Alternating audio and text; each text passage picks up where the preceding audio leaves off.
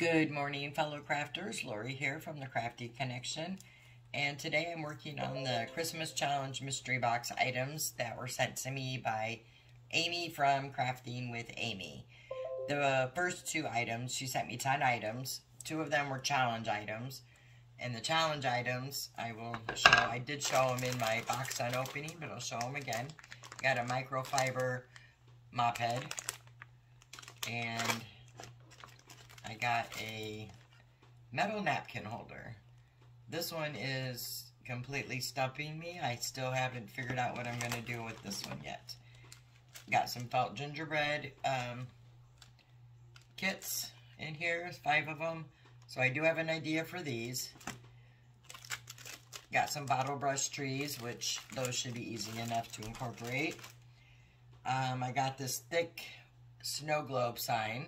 Not sure yet what I'm going to make with that. And then I got a couple signs and a gift bag, which those should be easy enough.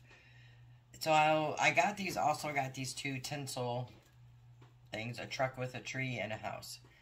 So I am in the process of taking the tinsel off of this house to see the base, so I can try to figure out what I'm going to do with them, because I'm not a fan of the tinsel.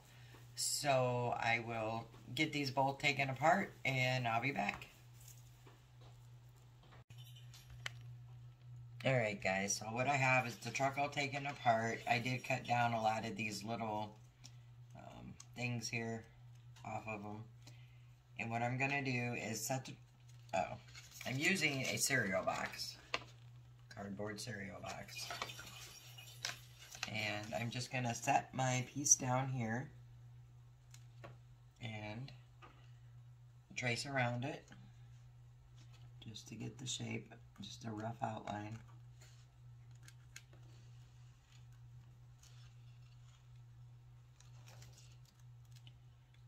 And do this with both. And I'm doing them on the creases here of the cereal box because it's just going to be easier for what I want to do, which you will see that in just a moment.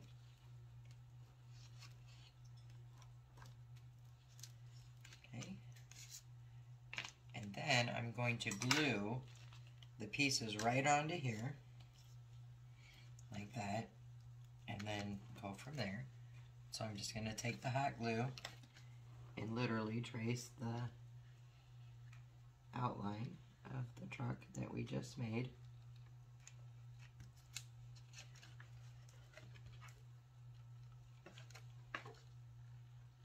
And I'm going to add some right there in the middle, but not on the window part because it's open.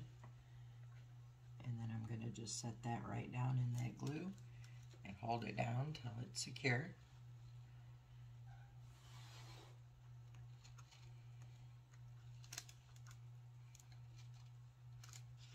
I'm going to do the same thing on this one. I'm just going to trace out that truck.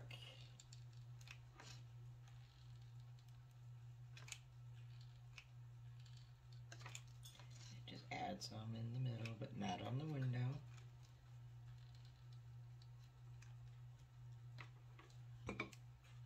And place it down.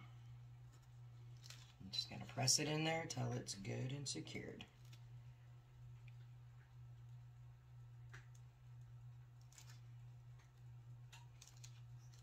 Okay, now I'm going to literally just cut the box in half.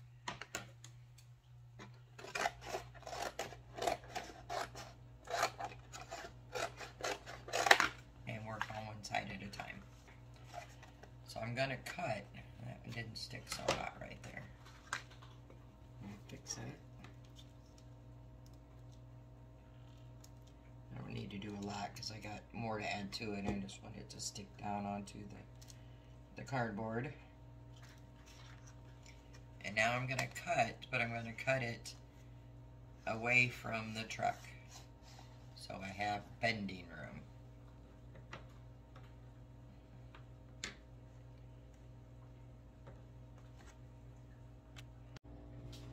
Okay, so we have this glued down here, and what I'm going to do next is cut about 1 inch around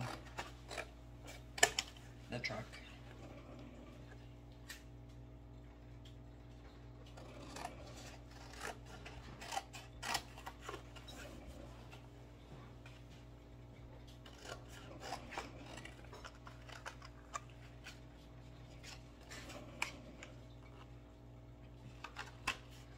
And then the bottom, I can cut it flush with the truck.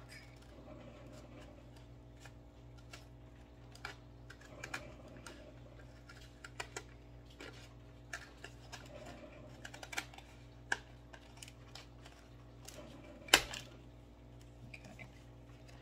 So now, what I want to do is cut up to here, so this will bend over like so, and I'm going to do the same on the back.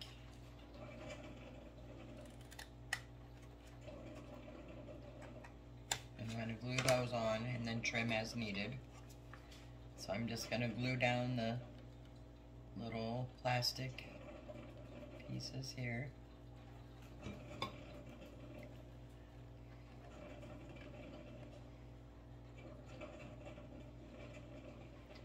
This, I'm going to have to put something in here for a spacer. I don't have to.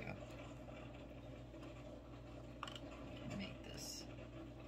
I'm not a fan of where it's crooked here, so I am going to just kind of fold one up.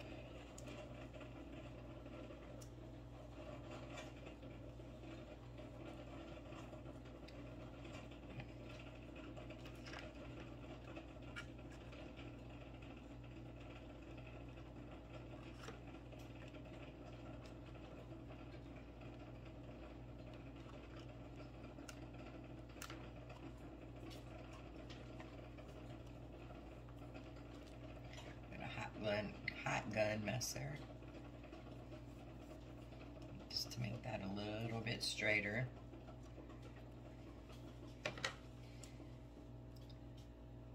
And it's definitely giving me issues. Putting another piece on there because I didn't make the other one wasn't long enough.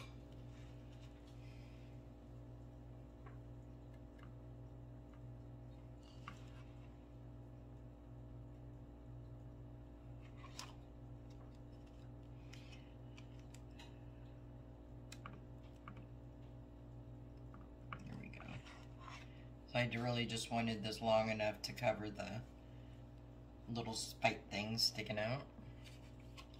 And I know this looks like an absolute hot mess, but I think it's going to look adorable.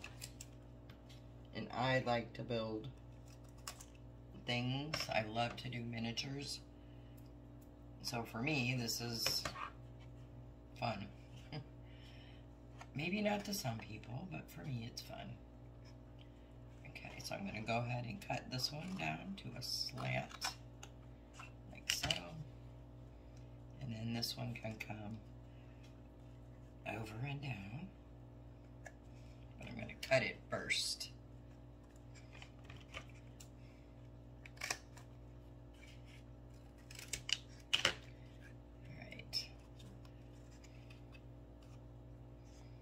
And the back part here doesn't really matter so much how it looks.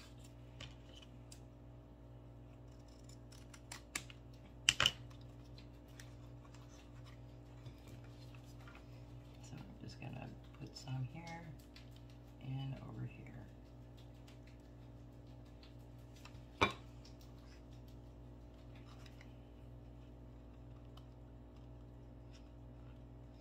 And hold that down for a moment.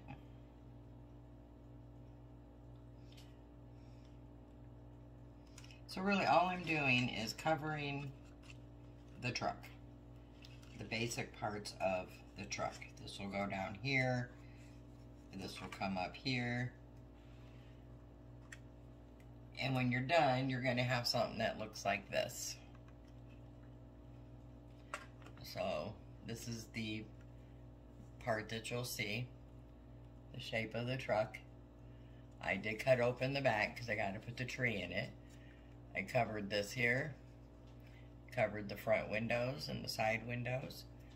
This side doesn't have to look like much because this is going to be glued. And then I've also spackled so far to cover up some of the creases of the cardboard. So I'm going to go ahead and finish doing that on this one. you get the idea and the concept of what I'm doing here. And then I'll be back when I'm ready to move on. Okay, so I have the trucks done. I may only use one half of this. Haven't really decided, but the spackling is still drying a bit, so I'm going to go ahead and work on this tinsel, what used to be the tinsel house. So I'm going to take some masking tape this time, and I'm going to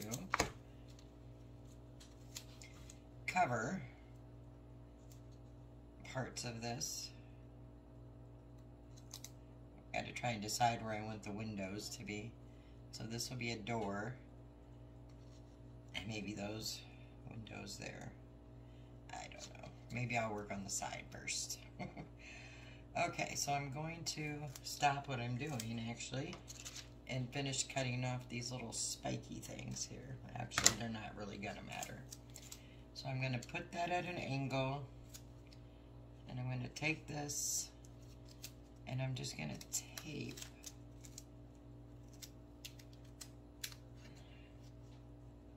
this piece together.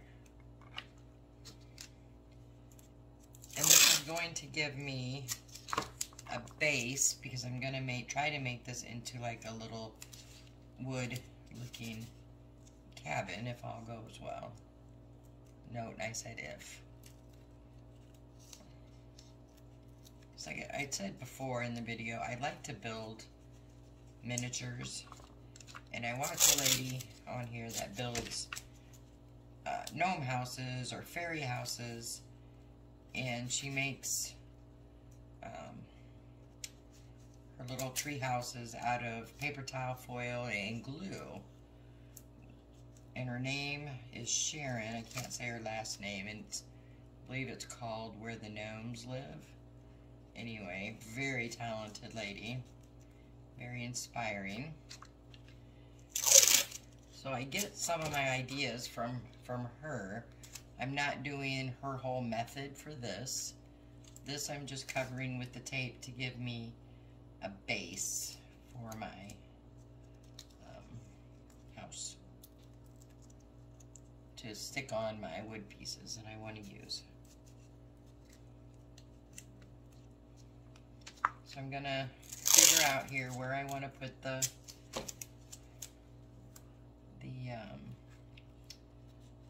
windows, and I'm not gonna cover that part, the window part, just the sides and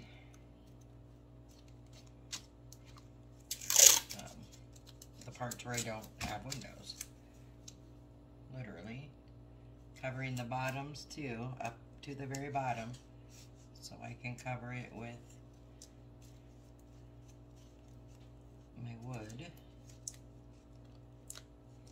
So far I have the front and the back somewhat covered there. Doesn't have to be perfect. And then the back I'm not going to worry so much about either, because I'm not going to see the back. So what I'm going to do is go onto here.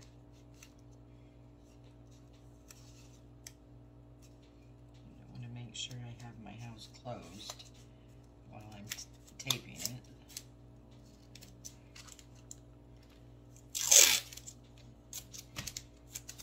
So I'm just going to keep going around here.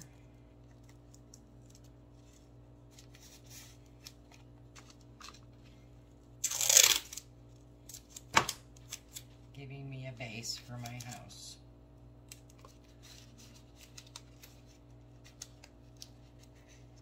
So to speak, I got some greenery stuck in there, but that's fine. And then this is going to be the front. So I know I don't want to cover the door. And I'm going to make windows, but I'm probably going to make them smaller than what they have here. So I'm going to start on this side and go down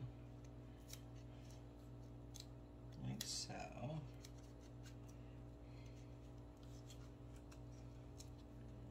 And then back up. I'll do one side and show you on how I'm going to do the windows here, and then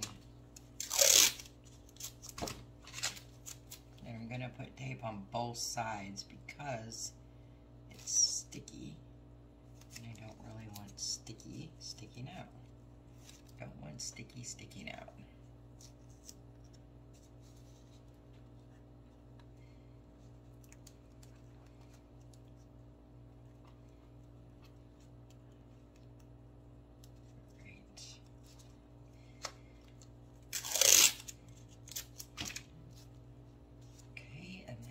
For the upstairs here, I'm going to put a piece of tape here and back down to there.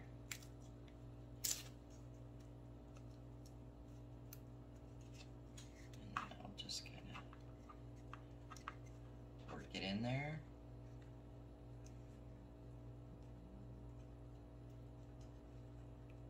Just kind of pushing it up here so it doesn't hinder my door.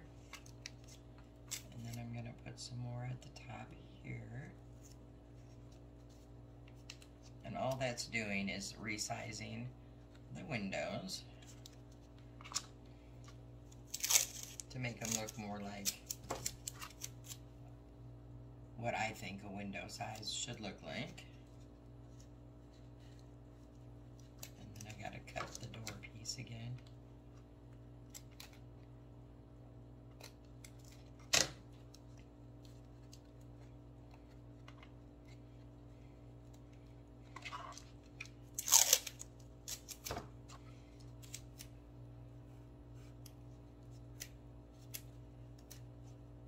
Taking the tape back over because I'm trying to make sure that the stickies are covered. Another piece over here to make sure that sticky is covered. Okay.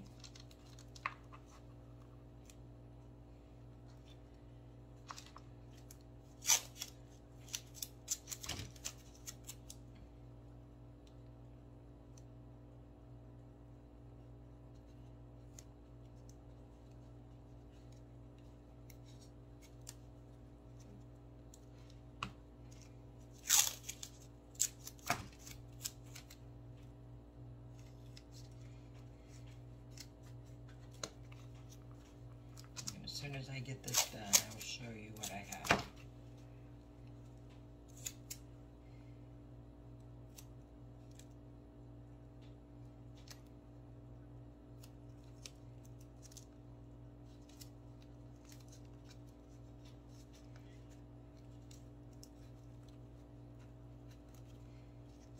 What's nice about doing this with the masking tape is you can easily push it around and shape it how you want it.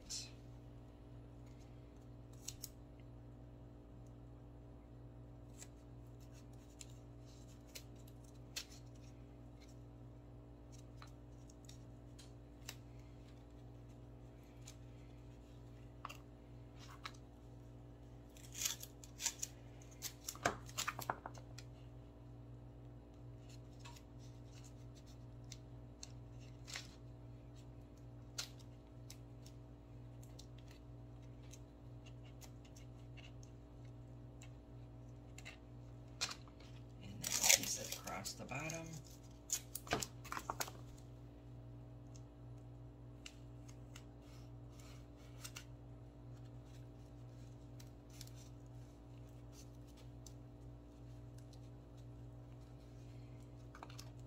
Alright, so I'm not a fan of my windows at the bottom. So first I'm going to cut my door space out. And then I'm going to go ahead and cut my window space how I want it to be.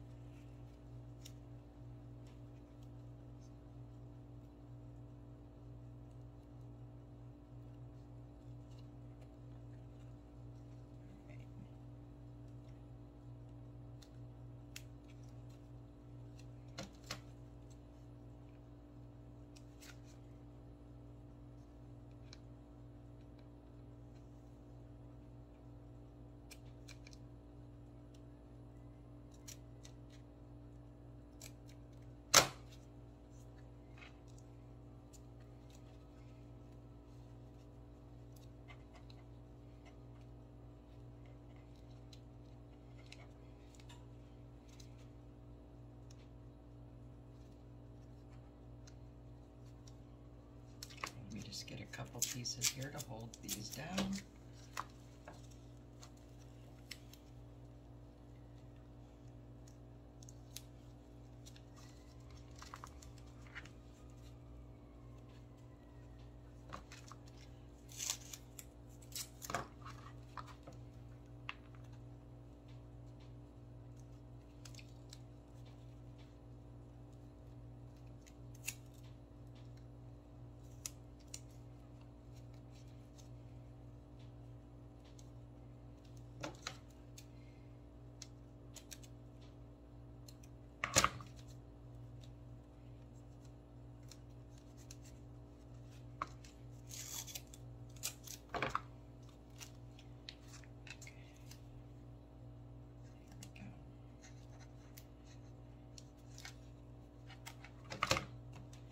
I just cut into them at a corner there, and then they just wrap right down for your door.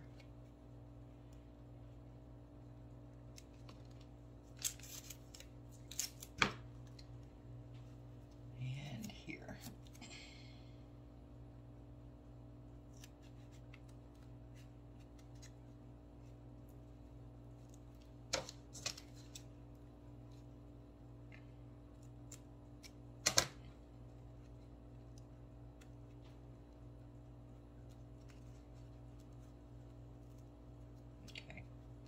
So you can see how I just kind of made some windows. These absolutely do not have to be perfect windows because this is supposed to be like a cabin or a cottage. So if they're not perfectly square, that's what makes it cool, in my opinion.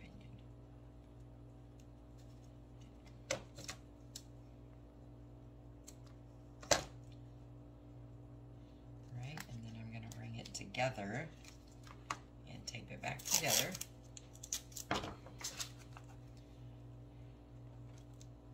You see why I said you didn't need to worry about the little pokey pieces on this one, because it doesn't matter. I'm just going to add a couple pieces of tape on that corner.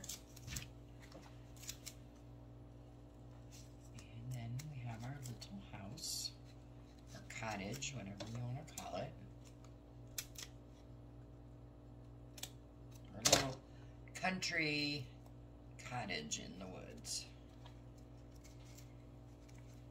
And then we have our roof here that sits like this. And I don't care for that part, because I want it to look more of like a rustic cabin. I am going to cut that part off. And that is so not even.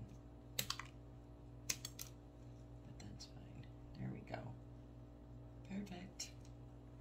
Do the same thing over here.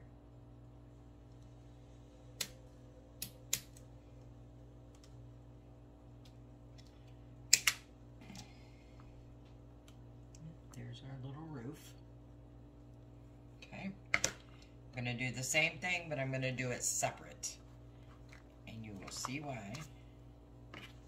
So I'm going to go ahead and just cover this with the tape, and then these will be ready to paint, and this will be ready to attach the wood pieces. So I will be back in just a minute.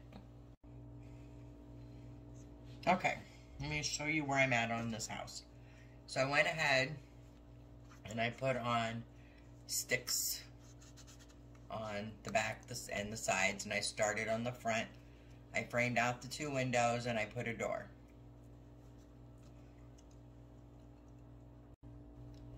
So I'm just gonna go ahead and finish this up and show you how I did it, and then I'll work on the roof. So what I did is I'm using these wooden coffee stir sticks. I got these on Amazon, and I can put a link in the bottom if you're interested in them. And then I'm just going across here And taking my pen and just kind of marking where I want them. I do frame the corners so they don't have to be absolutely perfect. Just run the bead of glue there on the next layer up. And then I put the stir stick down. And I just made a mess of glue, but it picks off pretty easy.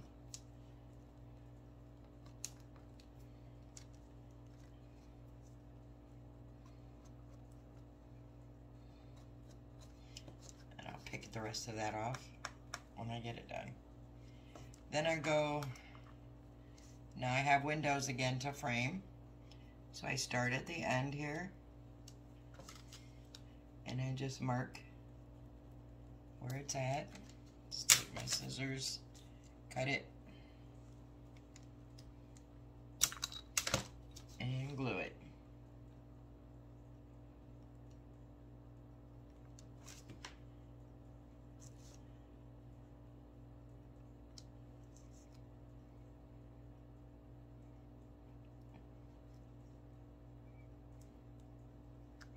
And I'll just keep doing that all the way around my windows here.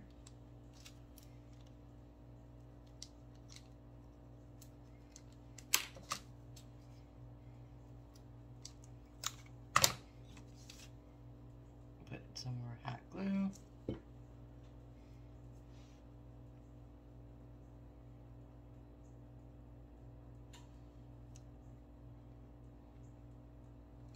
Oops. There we go. Stick it on there. I want the side by the window to be more flush than this side because, like I said, I put a corner piece there. Or I make a corner piece for there. Then I'm just going to move over to the middle. Do the exact same thing.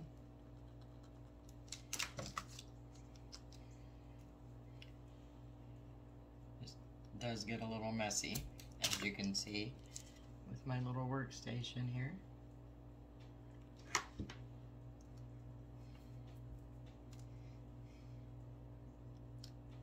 Let's put that one down. And then I just continue this all the way up. So I will finish this part off camera, but let's go to the roof. Let's do the roof next. So what I'm gonna do here, my camera cut off, but it's back on. So I'm gonna start down here at the bottom, and I'm just gonna cut the ends off of these. These are just the medium-sized popsicle sticks. These came from, I believe, Walmart, and I'm just gonna measure them. I'm just using the ends of these. And then I'll save the rest of the popsicle stick for something else. Normally, we don't save the ends, we cut them off. And I usually have a bunch of them because I save them for the roofs when I build miniatures. But my craft room is still in the process of getting cleaned and organized, so I don't know where they're at. But it's okay because I use them a lot, so they will not go to waste.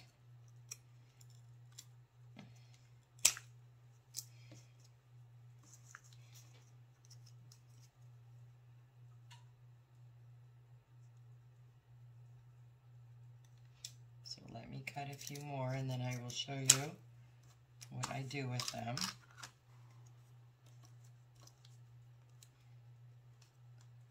Or how I do them.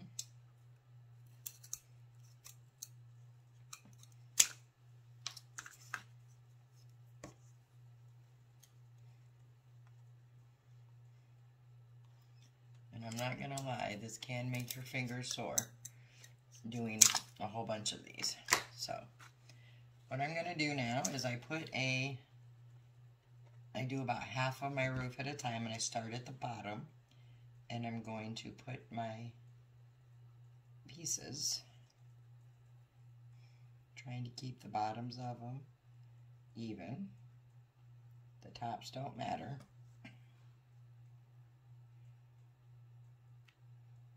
Or as even as I can, I should say. Since I'm not doing any type of measuring for this DIY, they could be a little off, but that is perfectly fine.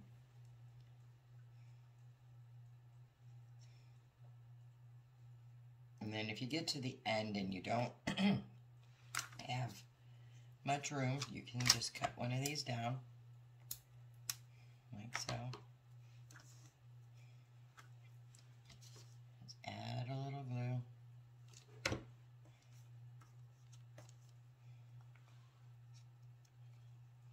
And just put that one on the end there. Whoops, did that wrong.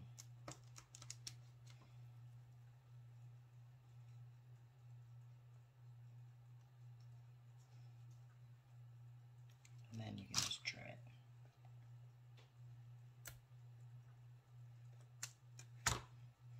You don't even have to put one on there. And then I'm just going to go up here and start another row. But this time, I'm going to actually start in the middle here. Boy, I'm losing my mind today. It was totally backwards.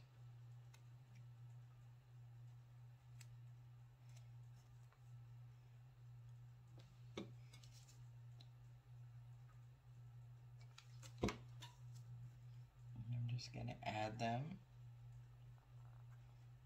trying to keep them even.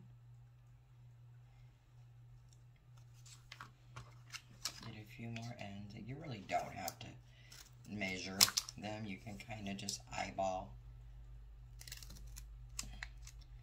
about the same size.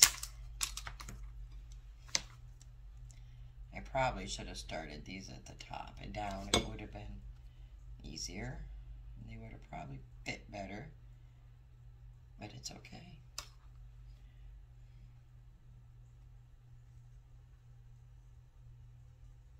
And then we'll come back here and get these ends.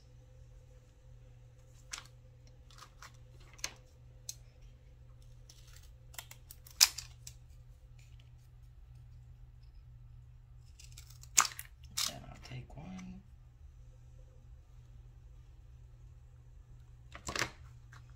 Each end, and it's very okay if they come out, because we were trying to get that staggered look with them. I lost my other one. Lovely. Oh, there it is.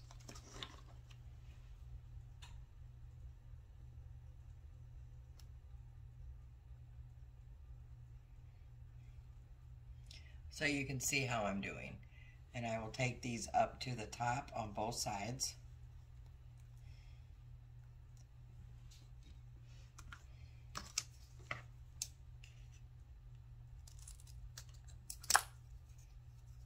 They will take quite a few of these. So I'm going to go ahead and do this and this off camera, and I'll be back. Okay, so for the rest of the roof, what I did is this side, I just cleaned it up and put a few of these sticks on. I'm going to do this side on camera so you can see what I'm doing.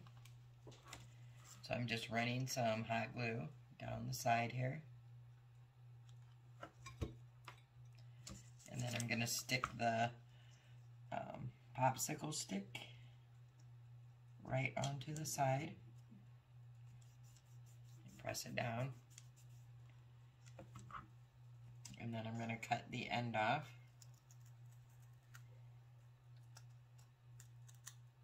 and it's going to go flying, I'm sure.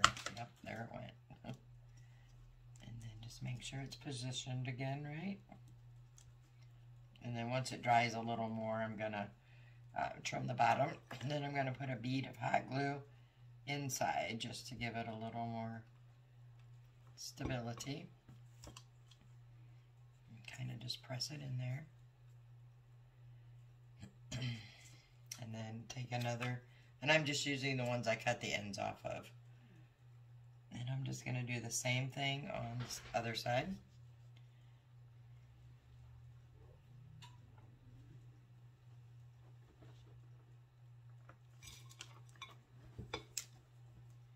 Lining it up also.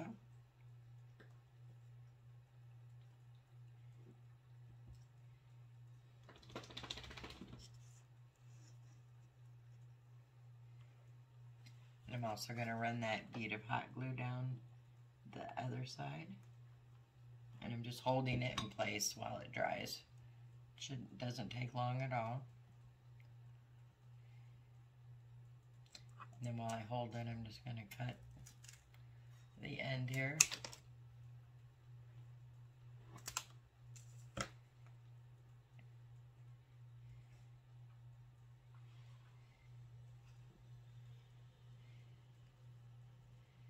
And then the last thing I do for the roof is I'm just adding some of these stir sticks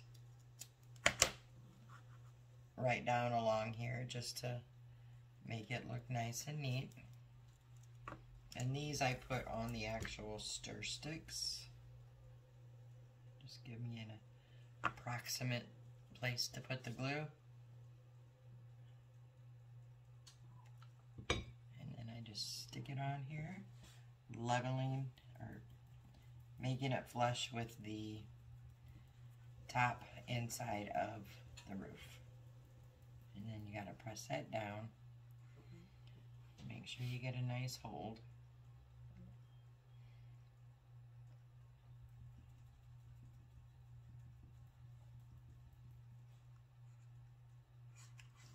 And then just cut that end off.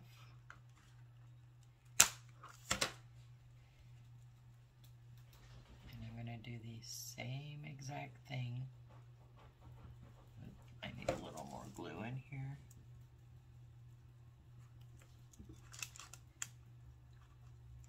Actually, I didn't.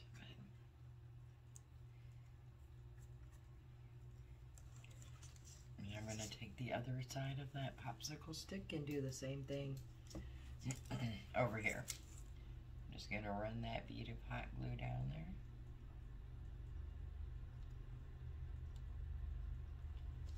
And set the popsicle stick on here flush with the top and the side.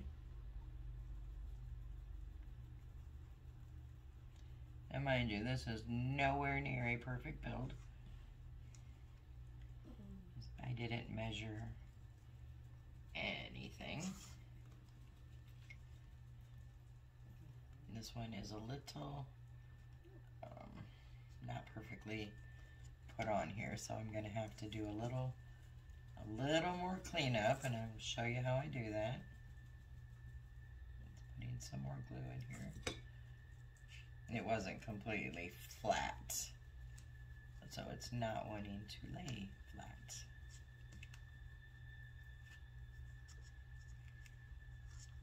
So what I'm going to end up doing, oh, I got a mess here, is taking another popsicle stick, not popsicle stick, coffee stir stick, and I'm going to go down right there on the edge, just to cover up that mess there.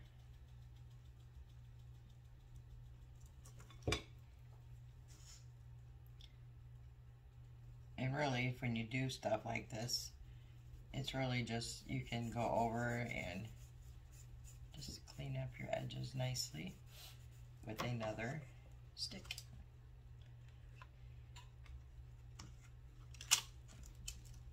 Cut these off.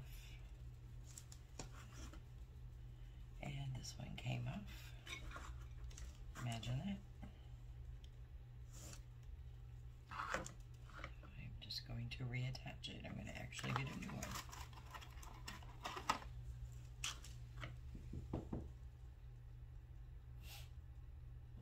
These are laying across these, what I'm going to call shingles, the popsicle sticks. It doesn't want to lay flat on this particular one. So I'm just going to make it work.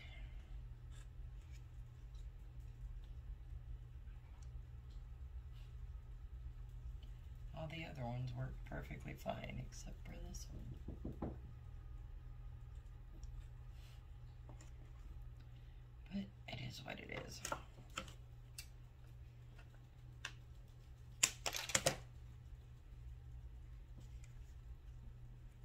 And then one more right here, down this side here.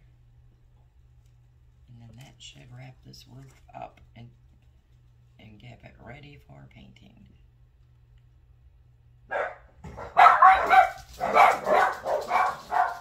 Well, there's the bark bombers. You haven't heard them in a while.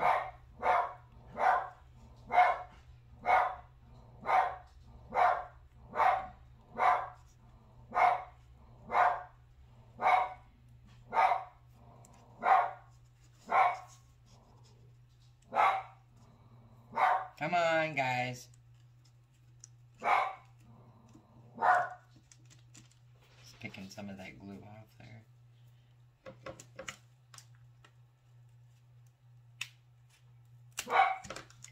Alright, so like I said, not a perfect build, but a cute build, I think. There's a lot of glue here I gotta pick off, but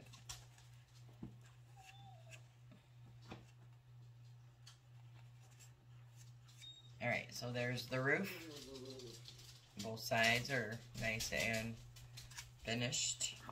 Then we have the little house, and the roof will sit on top of the little house.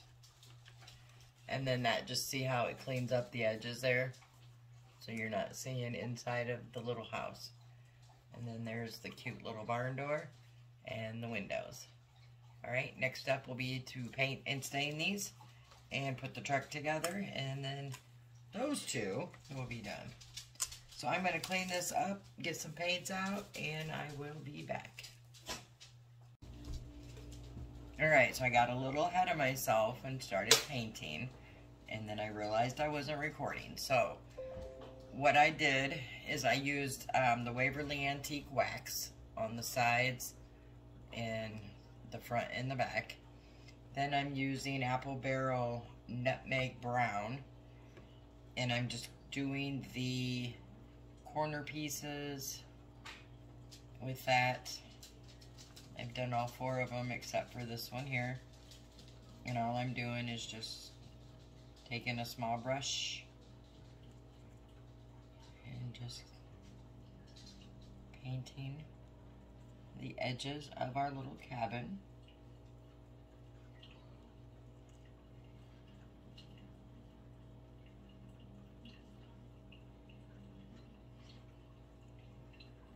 Nothing perfect.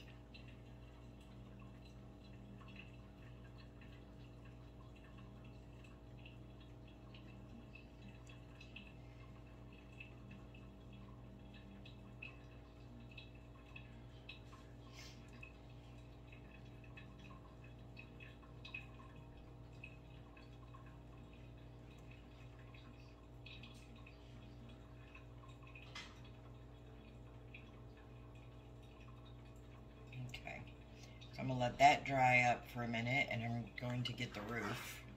What?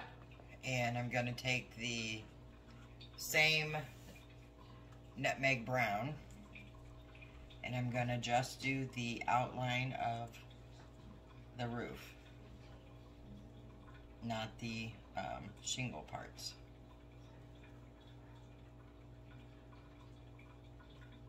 There's a glob of something in my paint. So I'm just doing the outline here. I need to get a little more paint.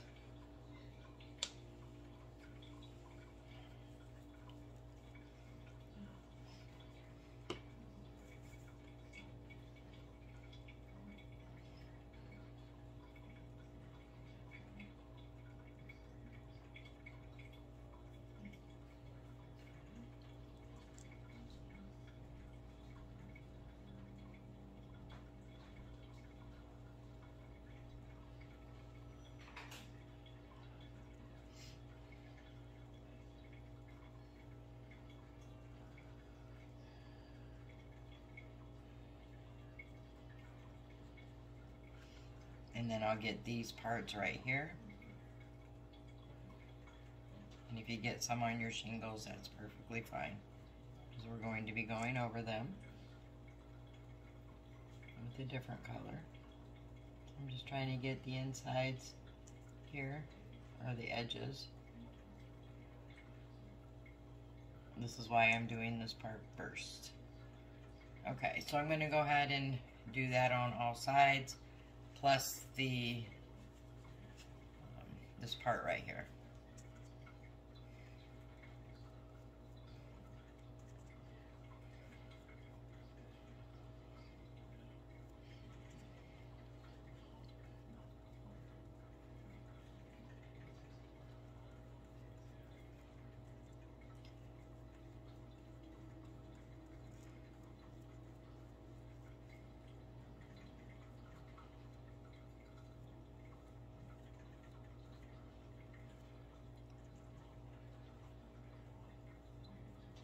Making sure I get the inside edges there on the sides.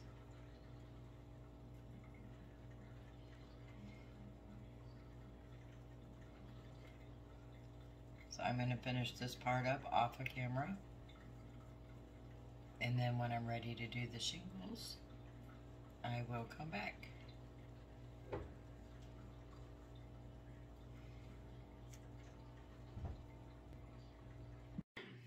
Okay, so now what I did is I added a little kind of a smearing of paint just to give the cabin a little distressing.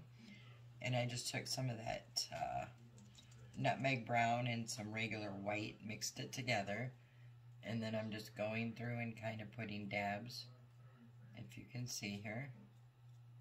And then I'm going to kind of brush these in.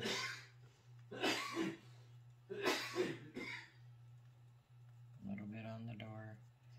I use the same color to do the wood part on the door. Then I'm going to take the the antique wax, and then I'm going to go over that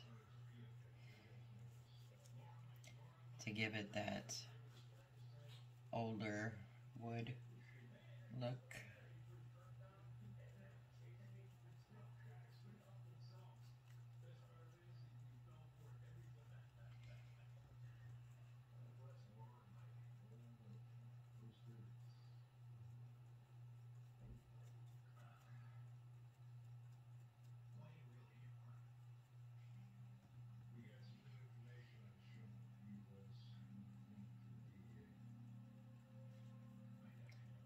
To me, it just gives the wood a little more of an aged look, like an old cabin. Then we'll let that dry, and these pieces are still a little wet, so I'm going to try to carefully take this nutmeg brown and white color,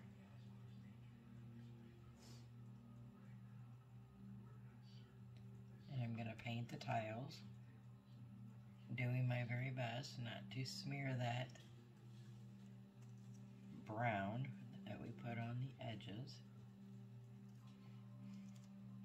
You almost can't even tell I'm putting a color on that, but I am.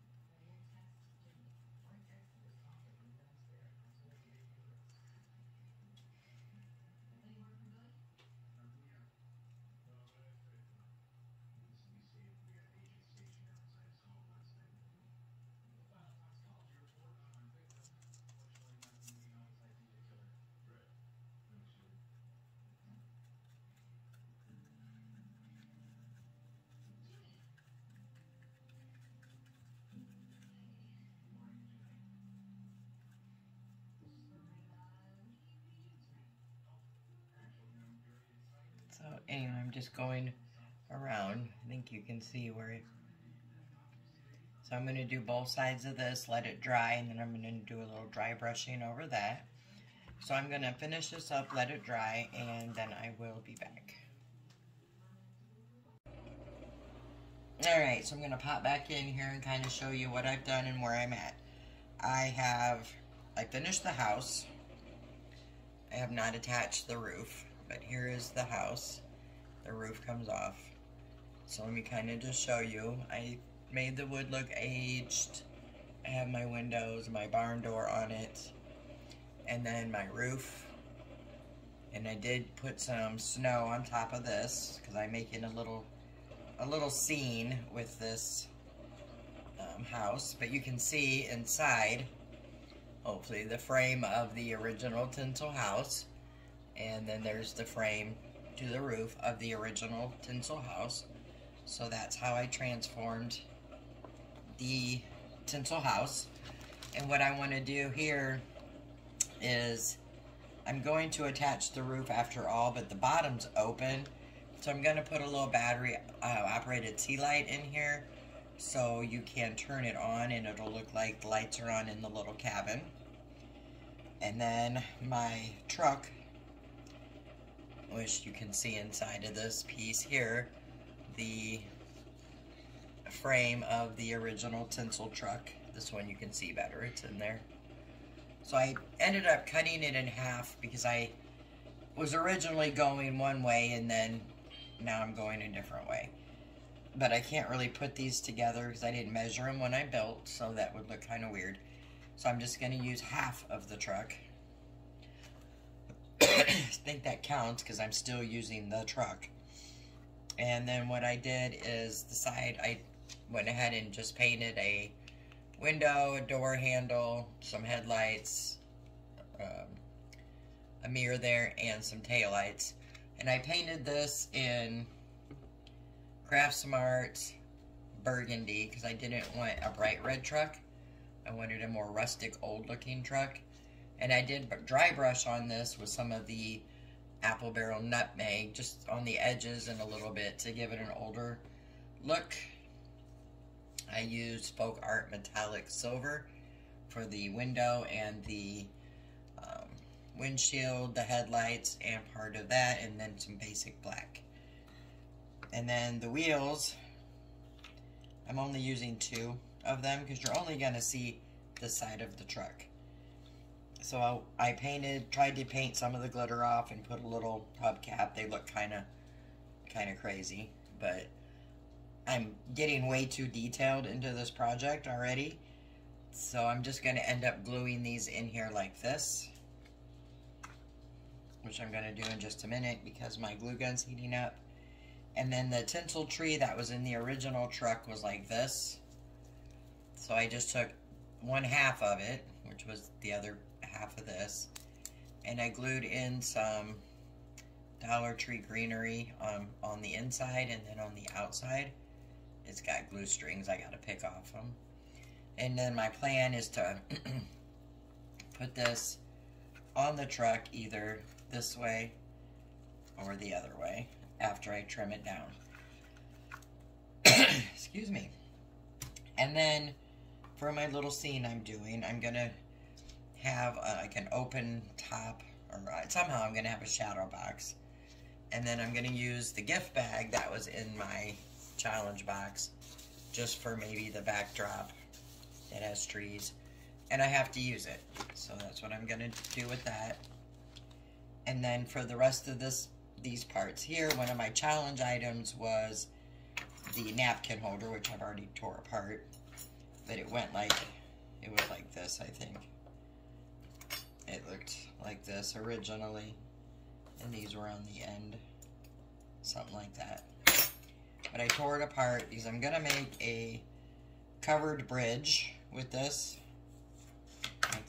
That's the plan anyway, or parts of it. So I'm gonna start doing this bridge with probably these smaller pieces of the napkin holder, I think, as a base. And of course I'm going to use my tape. So I'm just going to kind of show you how I'm going to start doing it.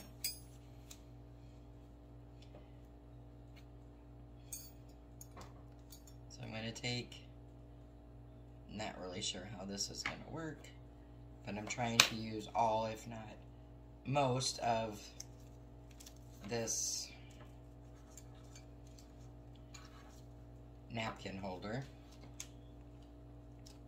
So I'm going to kind of just position it up here, I guess, and just, somehow I'm going to wrap this around so I can get somewhat of a shape. So I'm going to work on the shape for this and then come back and show you what I did and how I'm going to proceed.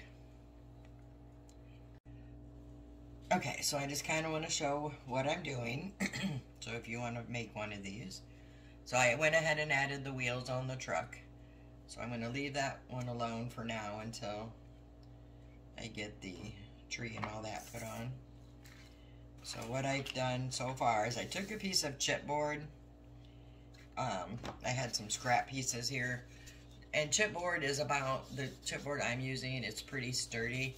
And it's about the thickness of 2 cereal boxes put together. So you could use cereal boxes, cracker boxes, and just double them.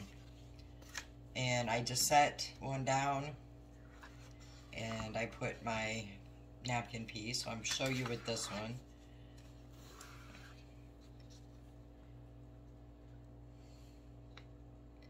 I know you can't see what I'm doing because of this. So let me just kind of show you here, because it's not super sturdy yet.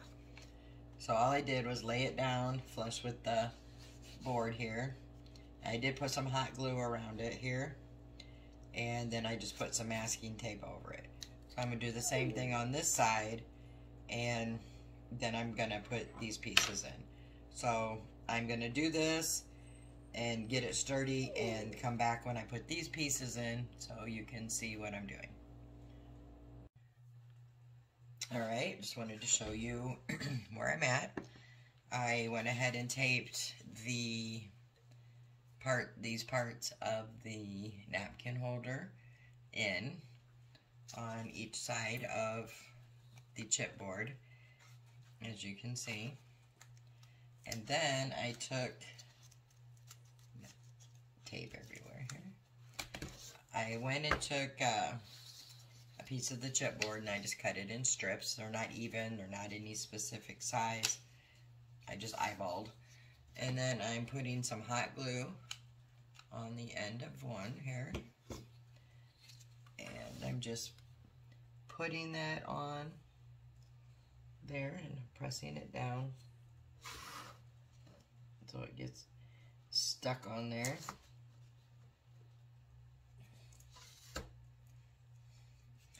And then I'm just taking some tape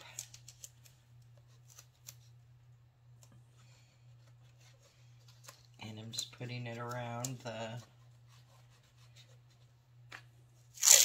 over where I glued the piece on.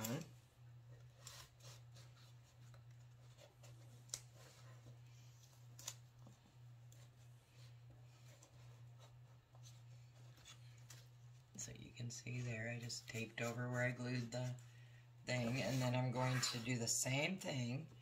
So I'm going to add some glue on the other end. And then I'm going to take it around and just kind of eyeball that they're around the same height, all three of them.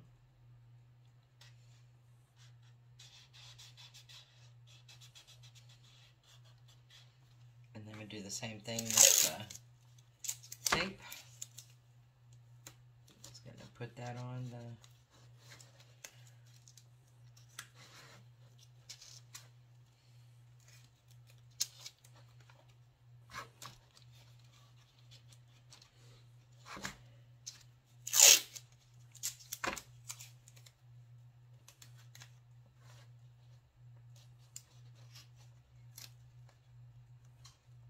Now, when I put the bottom piece of tape on, I just want to show here, I am putting it around this piece of metal again from this, just on the bottom. So right here's what we have so far.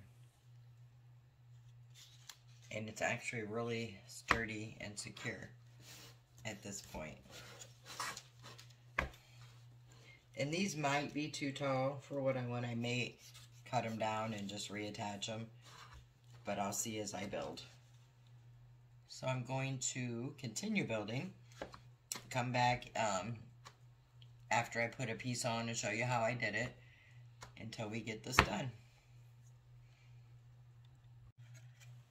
Alright, so to continue on with the covered bridge, let me show you. I do have this side, the base finished. Let me show you how I did it. I took a piece of, this is a Ritz box, and I just set it down. Then I took the end of my bridge and I traced around the top.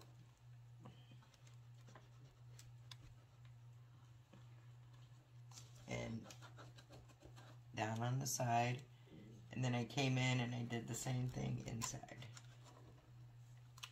And I cut this out, and when I cut it about 1/4 of an inch to 1/2 inch bigger than what I drew, because you can trim it. It's easier to trim it as you go than it is to add to it, although it can be done.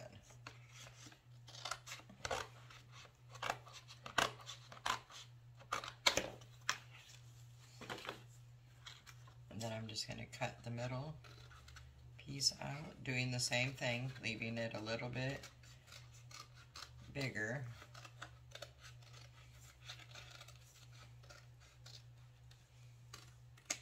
Like so. And then I'm going to just take it and hold it up, and then I set it down, and I take my piece and I'm going to line it up with the bottom. And then I'm going to retrace the bottom from where I want it.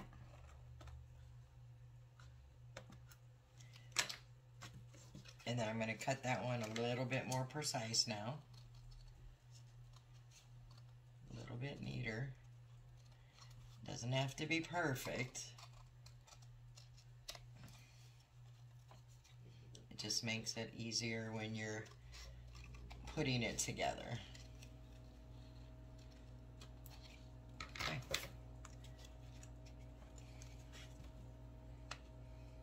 So again, I'm going to take it and put it upside down. I'm going to line that bottom up with that to make sure it's fitting well, which it is.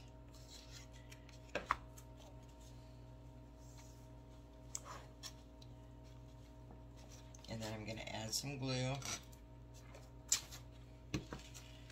Oops, almost forgot the most important thing I wanted to tell you. Putting tape on this metal bar here will make for your sticking of your hot glue a whole lot easier. Hot glue will stick a lot better to the masking tape than it will to the metal on the wire. So all I'm doing is wrapping some tape around this wire piece and just go work it down here to the end. And then I go at an angle when I'm putting it in. And like I said, it doesn't have to be anywhere near perfect, just as long as we get it covered.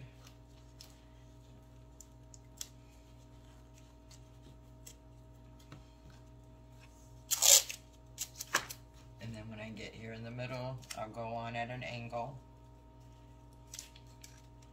Just gives you more coverage faster. So we just need something to cover the metal. That's all we're doing here.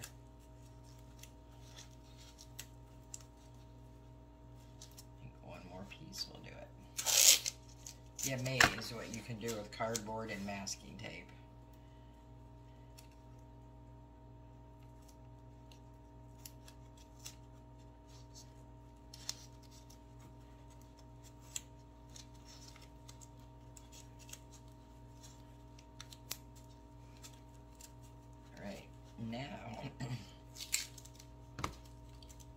now we can put this on. So I'm going to go ahead and glue. Let me get another glue stick.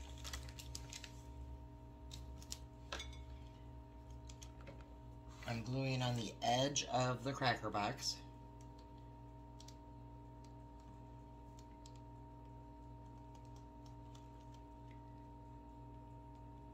I forgot I unplugged my glue gun. Hopefully that is going to be enough to hold this on here. Your wire piece is going to move, so it's perfectly fine. And that's all we needed, was a little bit there.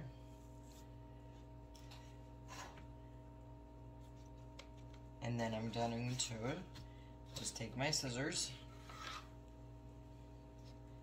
and trim this piece all the way around. Just going right there with the shape of the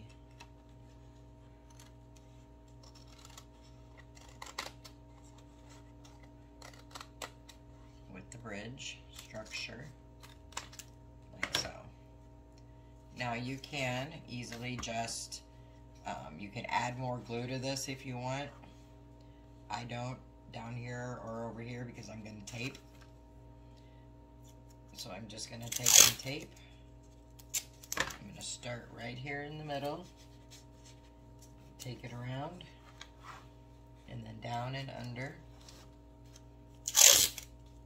I'm just going to keep going around.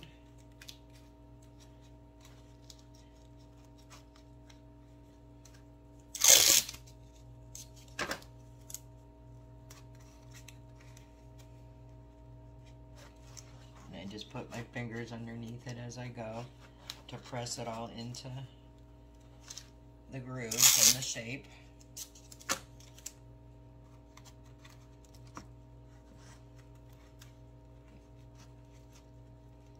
So I'm going to continue to tape all of this and all of this so it looks like this. And then when I get that all done, I will be back. Okay, so the next step, what I'm doing is I cut out a piece for the bottom here out of the chipboard. But before I do the bottom, I want to paint the inside of this black. Because you don't need to see anything inside. So I'm just going to paint the walls and the roof, just the inside black. It's just easier without the floor inside of it. So I need a paintbrush, I guess. I'm going to use one of these little foam brushes from Dollar Tree, and I'm just using some black acrylic paint. And I'm just going to paint right over that tape.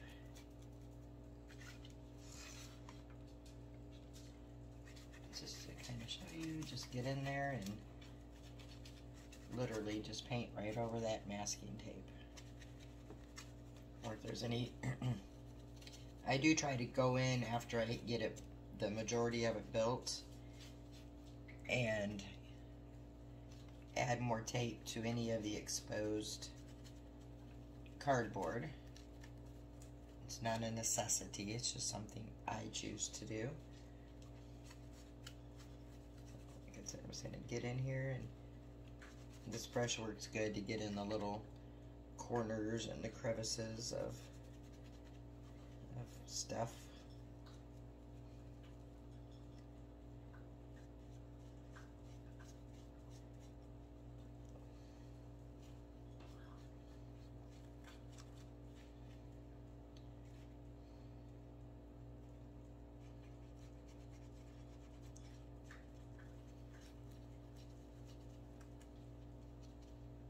If you don't get every little piece, that's perfectly fine.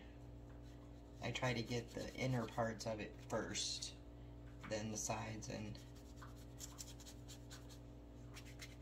all that. But anyway, so basically you're just painting the inside here with black, and it will probably take 2 coats.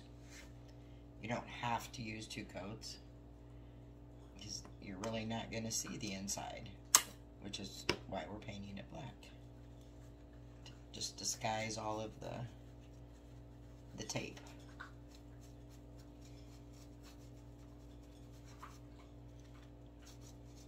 So I know some covered bridges have windows in them, and I probably would have liked to make windows in mine, but this is not a miniature build challenge box. This is a make something out of the items that I was given. So I am doing just that. This was one of my challenge items, which was the napkin holder. And trust me, I thought about this one for a few days, and it really was a challenge item. It had me stumped. But we'll see how this turns out and how it works into my DIY.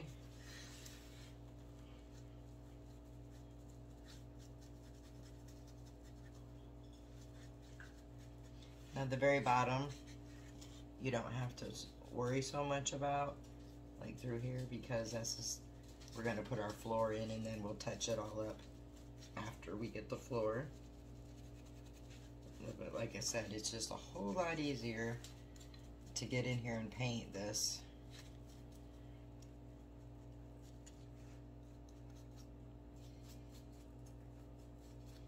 Don't even need to paint that part because that won't even be showing once we get the floor in. So anyway, I'm going to go ahead and finish painting this inside, and then come back and we will keep going. Okay, I'm coming back. I just want to show you where I'm at now. So I did paint the whole outside black, and then I took the medium-sized popsicle sticks and I covered the sides and the front. And I'm going to do the back, and let me show you how I do them. I just take my stick. Now I want this bridge to look old and rickety, so I'm not worrying too much about perfection here.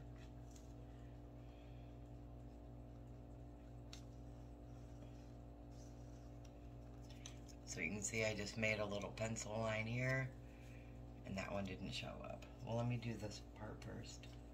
So I'm just cutting the popsicle stick with scissors. I'm lining it up here where it's going to be. Then I'm going to try this again with my pencil. And I just kind of want to get an idea of where to cut. It's really not helping me there.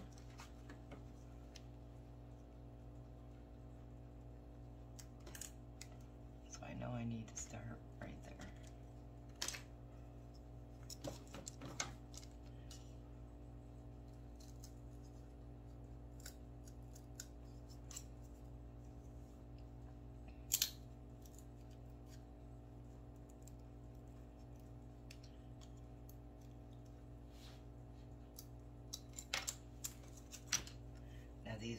These cuts are nowhere near perfect at all.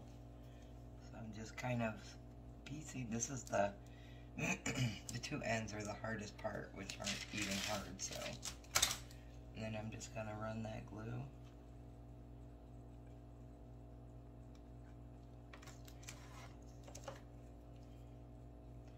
And put this one in place.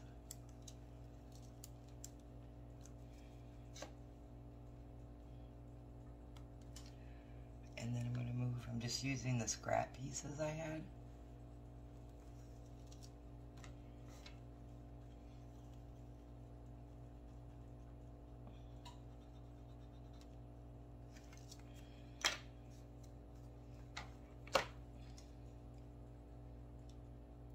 just kind of cutting them up.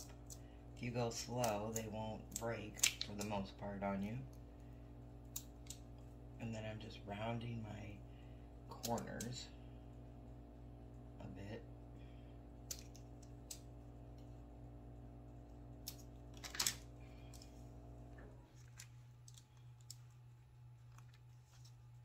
And then I'll glue that one in.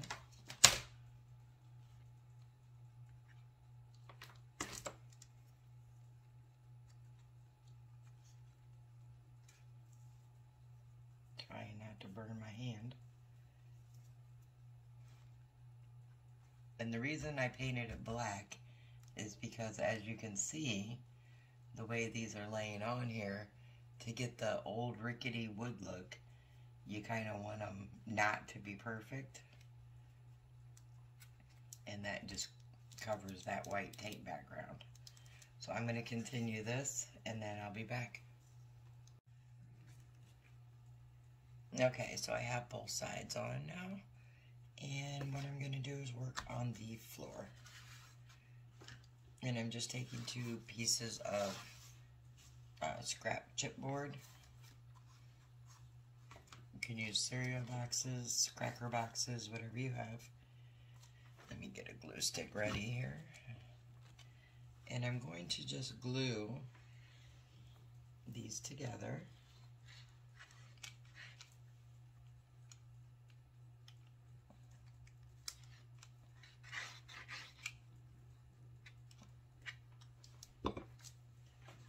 And this is how I have my pieces the size I want it.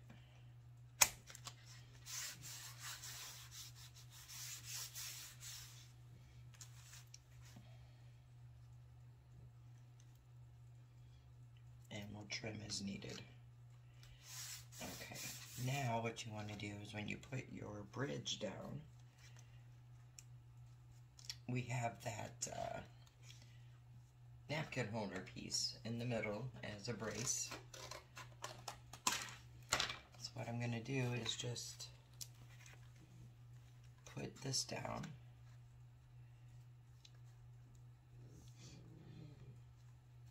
And that's going to have something to fill in that gap underneath it. So I want to glue this piece down in the middle.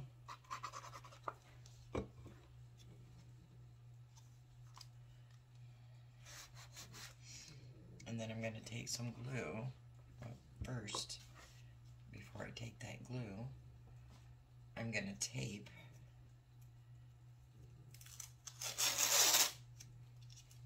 around this metal here to give it something to adhere to. This hot glue does not stick well, in my opinion, to metal.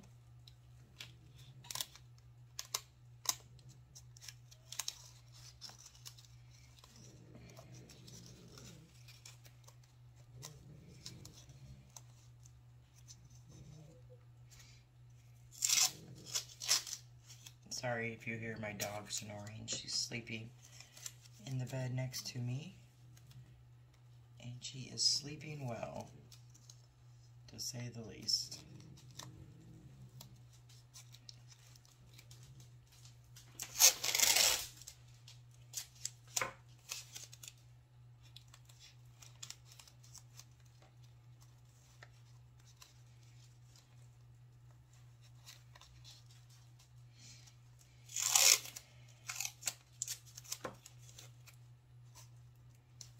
Don't have to be perfect at all. In fact, that's good enough. And I'm just going to run that hot glue all around this tape.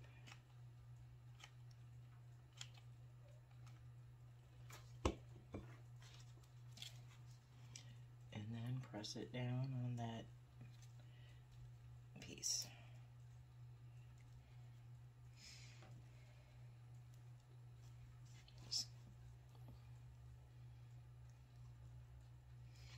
So then I'm going to just run some glue on the sides here, just to make sure this is good and stuck.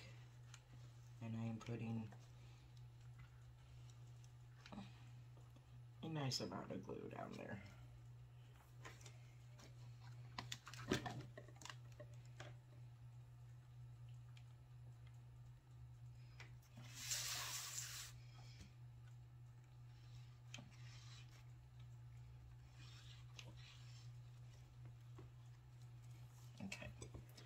let that dry, and then I'm going to build my little road, so to speak, through the middle here.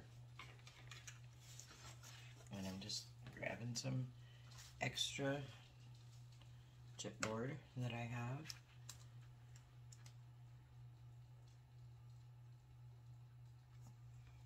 have. Just pieces.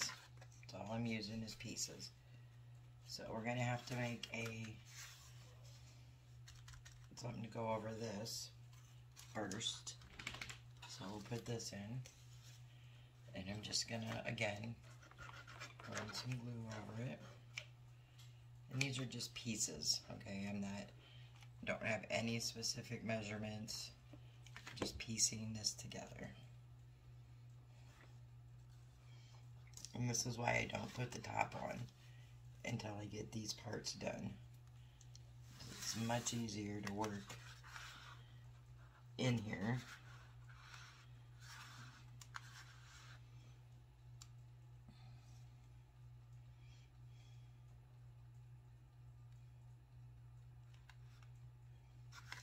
And then the trusty tape again. Because this is on like a curve, so to speak, with that napkin holder. And I want to make sure this piece is down.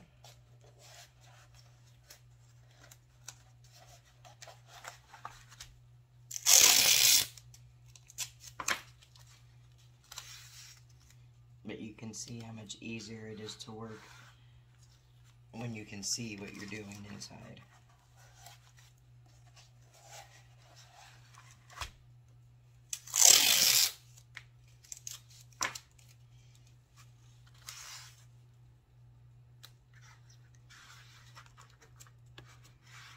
Should hold it down well enough.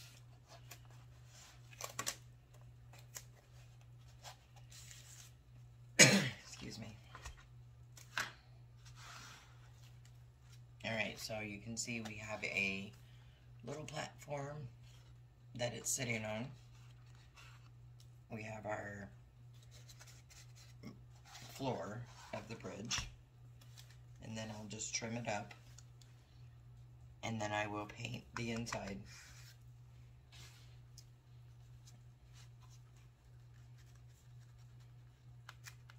Let me add a little bit more tape.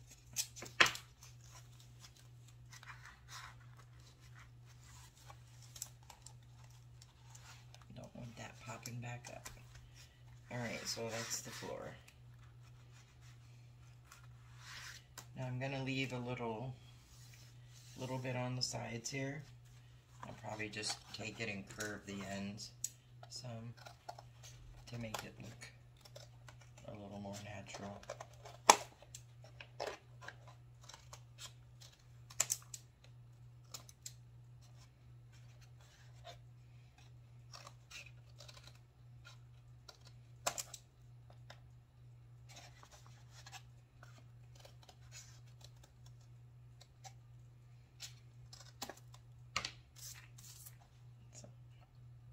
And then I'm going to go ahead and trim. Actually, I'm not. Just going to leave that be. You're not going to really see much over here because I'm going to put some rocks and things on the side and then our snow. So I want to paint the inside here, and I'll probably just paint that in black, and then we'll work on the roof. So let me get this painted and dried, and then we'll get this done. Alright, I'm back to show you what I did here. I put a little brace here just with a piece of scrap cardstock and glued it on the side. Then I took another piece of cardstock and I measured it for how long I wanted it. And I just folded it in half. And then I added the two little brackets here, just nothing, see, they're not even straight, doesn't matter, because they're going to be covered. And I just fit them to where they will fit on my little bridge like this. So now I'm going to paint my wood slats on my bridge, and then I'm going to once that dries, I'll come back and show you how I'm gonna assemble the roof. Alright, so I'm working on the roof, and I'm just coming in to show you what I'm doing. I glued the roof down, so it's all glued into place. And then I took the extra chipboard here, and I just cut it into little shingles, I'll call them. And none of them are the same. I just cut them, and these don't even match over here because I'm going to paint them. And, oops, one just fell off. Let me put that one back on, and then I'll show you what I got going on over here. Hang on, I have two that fell off. Alright, so I'm trying to simulate a kind of a decrepit looking bridge. So this is my sorry, my crooked shingles.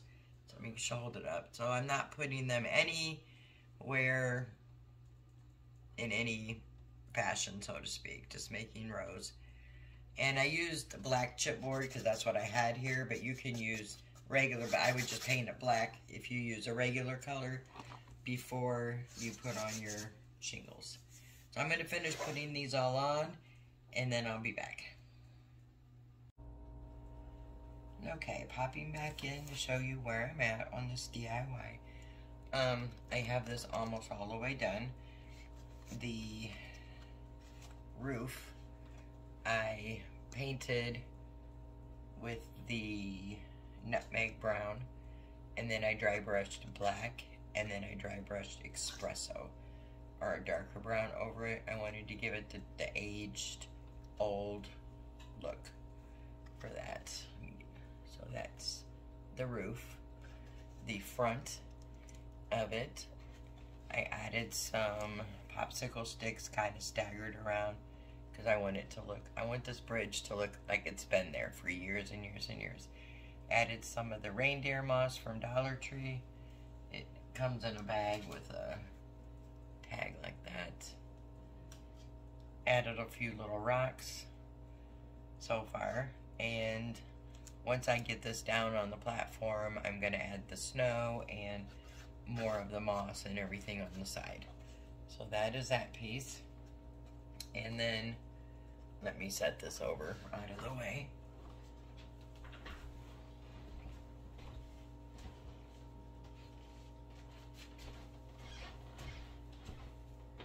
And so now I'm going to work on the platform for this whole scene. And what I'm using is I found an old piece of foam board, and it's not in the best shape. My cat's been chewing on it, but I'm going to cut it down and I'm going to put a back on it, and that's where I'm going to utilize the gift bag from my mystery box. So I'm going to go ahead and get that set up, and then I will be back and continue on. Alright, so I cut the foam board into two pieces. So I'm going to have the base and then a little backdrop right here. And the backdrop is so I can use this gift bag that was in my box. And I'm just going to cut it down and glue it onto here. And then to get this to stand up, I'm going to put this up here and glue it into place. And then I'm going to use Jenga blocks to all along the bottom to just kind of give it some support. So that's what I'm going to be doing. I'm going to do that and then get it all painted and the bag on, and then I'll be back. Alright, so I wanted to come back in and show you that this was the original looking. This is exactly how the truck looked when I got it. And this was what I ended up making, and I don't like it because I cut it in half originally because I had a completely different way I was going, and it doesn't match. So I went and got a new one, which is exactly the same one that Amy sent me. And I'm going to redo the truck real quick. But I do have the original one I made, so I am using the same thing that was sent to me. So just wanted to pop in and share that, and going to move on. Alright, just popping in to show you my second version, or my second attempt at the truck. So as you can see, it is the tinsel truck. There's the base. So I just took all the tinsel off. Here's the tree piece. And what I've done is I put cereal boxes, or cracker boxes, and pieced them around the truck. And then I added caulk everywhere to fill in all the seams of the truck. And I actually just tried caulk for the first time for this, and it works wonderful. It works much better than the wood filler or the spackling, because it doesn't crumble off, and you can smooth it much easier. So there's a tip if you're ever wanting to do something like this. The caulk works phenomenal. Alright, so all I have left to do is paint it up, put the tires back on, and the truck will be done. And I'll show you the finished product. I just wanted to show you that it is the tinsel truck, and I'm remaking it over. Alright, so I almost have the first DIY wrapped up. Let me show you what I got going here. This is my platform for the things I made for out of the challenge item, which was the metal napkin holder, the tinsel truck, and the tinsel house. I also incorporated on the back the gift bag that was in my mystery bag, which is right here. And then my other challenge item was the mop head. So I'm going to open it first.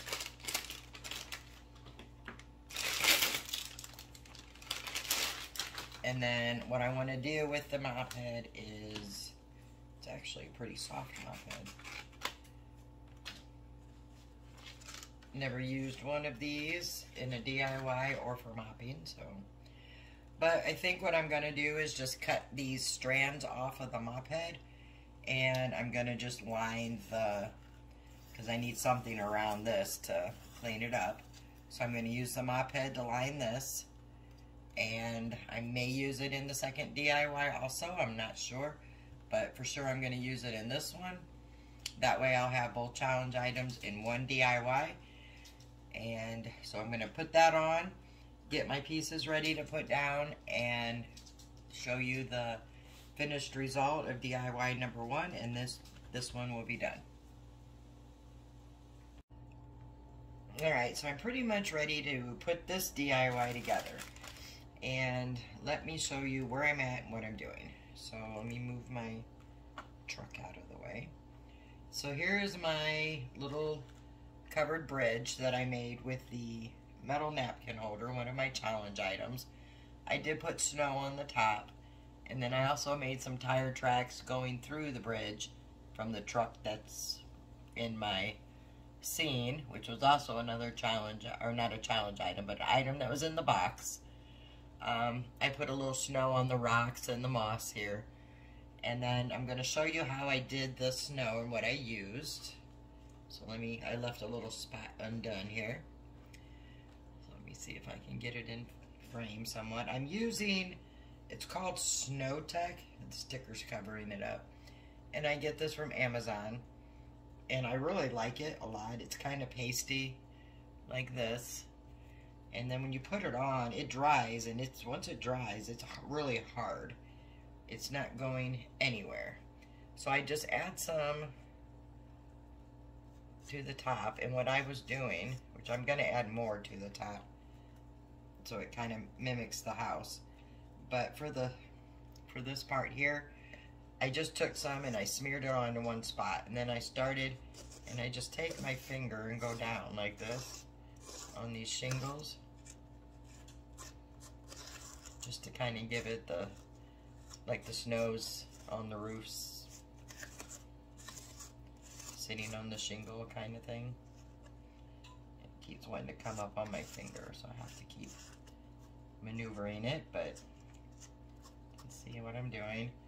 And it stays put pretty much once you put it on.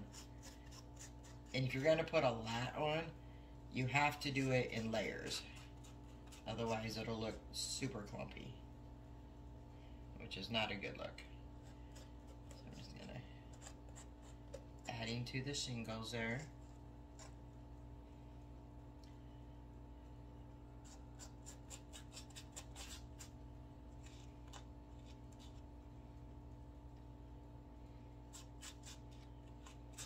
This side's already dry from when I did it earlier. Then I'm going to take some more and go back across the top more because I want it thicker at the top. And I did one layer already, so I'm putting the second one on. I think I'm out of frame, but you'll see I'm coming up here in just a second. Because the peak of the house always has the most snow collection.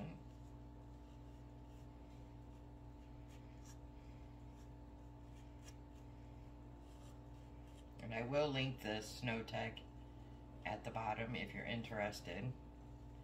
I do make a lot of miniature builds, so I do use this stuff on a regular basis, which is why I have it.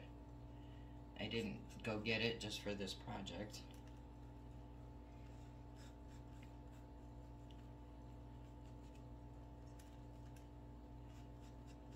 But it's a really nice stuff to use here. And I just want to kind of get into there a little more.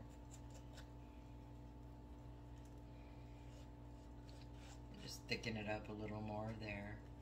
Kind of ombre effect it, so to speak, because of how the snow lays on roofs.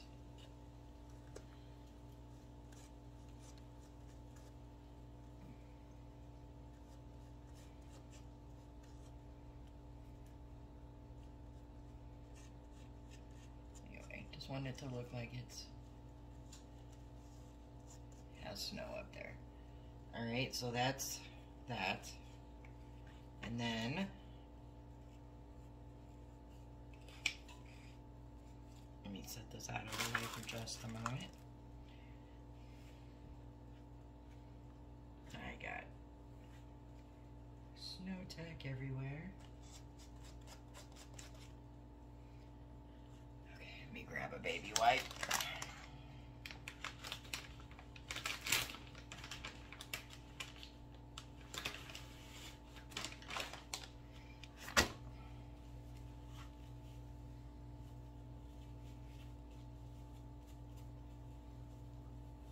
Stuff cleans off your hands really easy with a baby wipe or just water.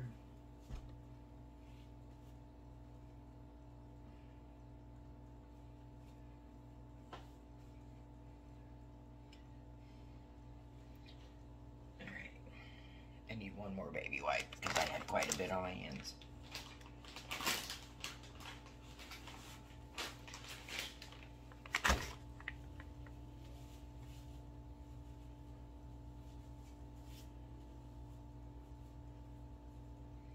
Okay, there's still some on there, but workable.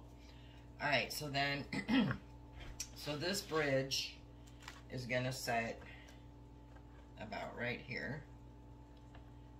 And I still am going to put over on this side, which you'll see when I'm done, add a few little trees. But I have a big tree here that's going to sit back here, or right there. So I'm going to glue that down.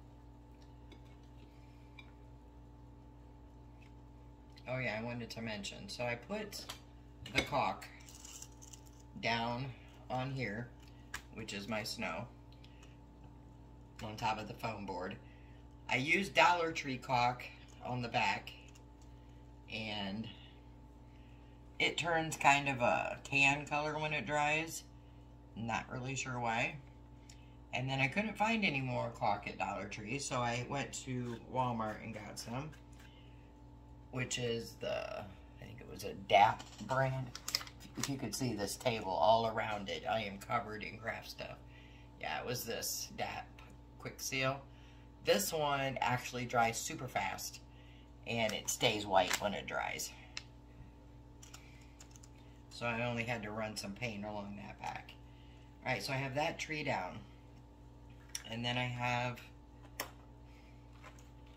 so we have this covered bridge, which was the challenge item, the metal napkin holder.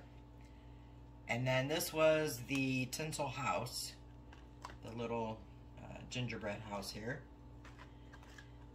And he's gonna go right there. And then the truck is gonna be coming to the house, delivering the Christmas tree, which is why the snow is coming out of the covered bridge, because you drove through it from the snow. And then I'm just going to add some trees, these little bottle brush trees, throughout. So I can just, they're not going to sit there till I glue them, because I have the caulk on. But I'm going to set those around. And then I do have these, this was one of my mystery box items from Amy, the little silver Christmas trees. And so that's another item I've used. So far I've used both challenge items, which was the mop head, the metal napkin holder, the two tinsel, the hot tinsel house and the tinsel truck here, the bag, which is the backdrop of this. This is the silver Christmas trees, which I'm going to open, and not a real big fan of the silver. I mean, I like them, don't get me wrong, but I don't like them for this project. So all I'm going to do with them is take some paint. Let me move him out of the way for the moment. And I'm going to just use a, here it is, it's called Marsh Green from Apple Barrel. And I'm going to just attempt to dry brush onto the silver some and see what I get. Let me grab a chunky brush from Dollar Tree. So I'm just going to go up the tree here with this green, and it's splattering all over me, so I need to go slower.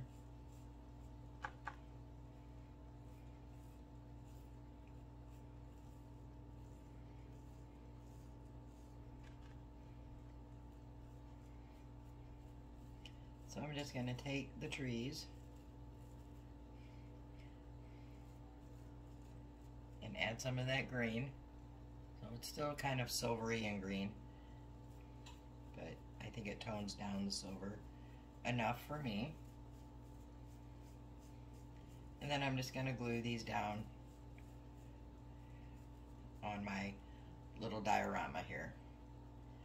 So I will get all those down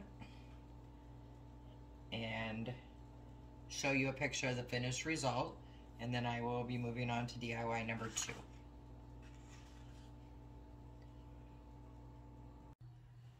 Okay, I am stopping on this DIY. I have it done as far as I'm going to go with it.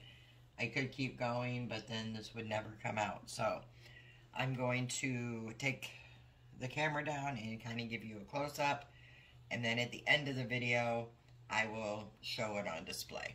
So let me get the camera down. Alright, so here it is, a close-up. The background here, you can see all my, told you I had a hot mess going on there of craft supplies.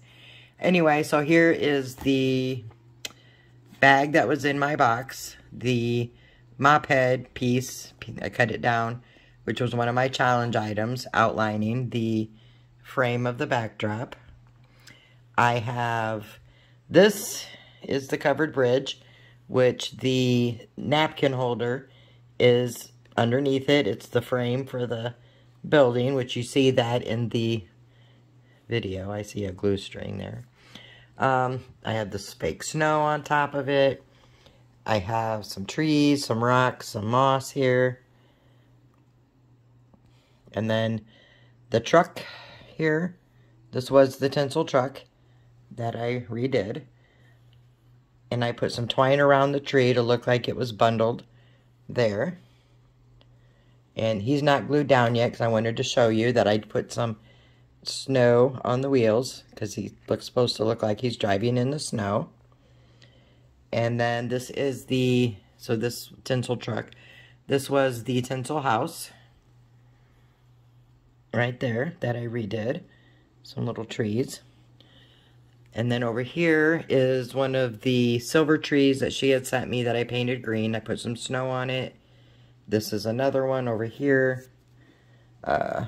One over here that I painted green. So those are the other item that was in there. And then the last thing I wanted to show you is I did not glue the roof down here. So you can lift it up. You can see that was the frame of the tinsel house. And you could put a battery operated tea light in there if you wanted to. So at night it would look like the little house cottage is lit up, which I will do that in the final pictures for you. So there's DIY number 1, using both of the challenge items plus this tinsel truck, the tinsel house, and the trees and the bag. Alright, moving on to the second DIY. Alright, on to DIY number 2. So in my challenge mystery box, Amy sent me these DIY ornament kits of little felt, I think they are, gingerbread men. So I'm going to use these, and then with this DIY I'm using some red and white baker's twine from the Dollar Tree and some regular twine. I am using some of the spoons out of these cutlery sets from the Dollar Tree. I am going to use one of these fabrics, not sure which one, both from the Dollar Tree. I'm going to be using some of the Waverly Antique Wax for the spoons. I'm using this, my little hole puncher for the spoons, to make a hole right there for the twine, because I'm making a garland with these. If you don't have one of these, you could punch this hole with, probably the wood's thin enough, with a regular paper puncher, or I guess even a drill if you did it slow enough. And I am also using some of these brown glue sticks. I got these from Amazon. I'll post a link. And I'll be using some more of this caulking. So let me get everything opened up and started, and I will show you what I'm doing. I'm going to first cut the holes in my spoons and put the antique wax on these. So let me get that done and I'll be back. Alright, so I have the antique wax on 5 of these spoons. Next I'm going to take the caulk, if I can get the lid off it. Oh, where's the one I had open?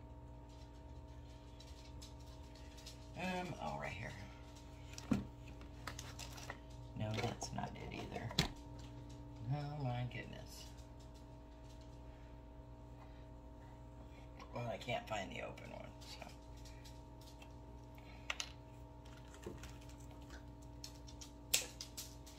Alright, so taking some more caulk. And on these, I'm going to put some in a pile on each spoon.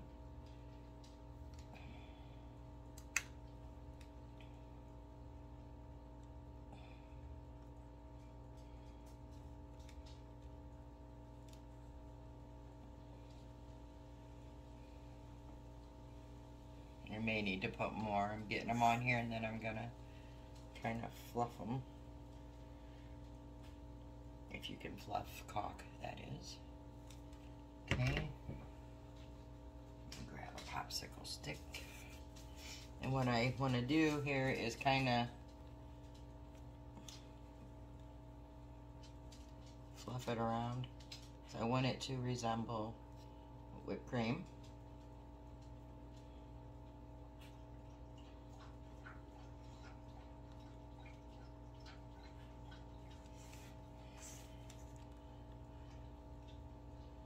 I'm just kind of pressing and patting it down. Trying to thin it or pull it out some because I want it a little bit there.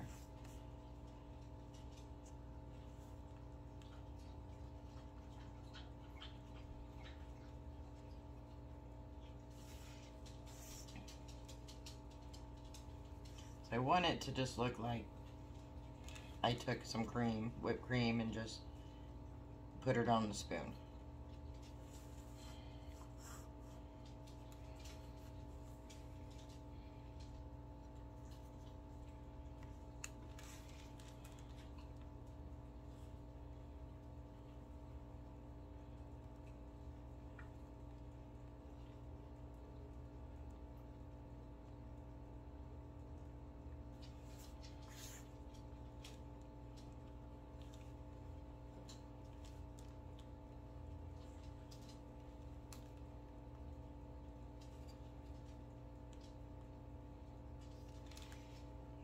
Kind of like that.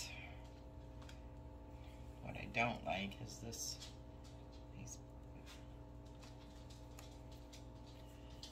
and of course I'm gonna make another mess.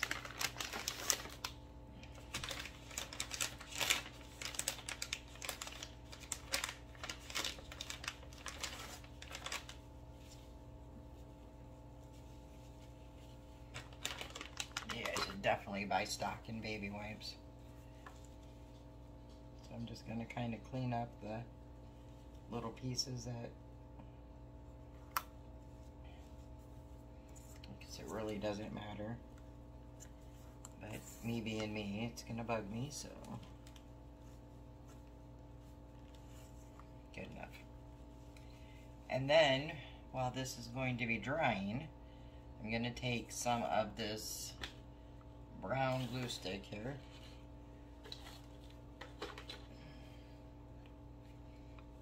And I want to put some on, get it going.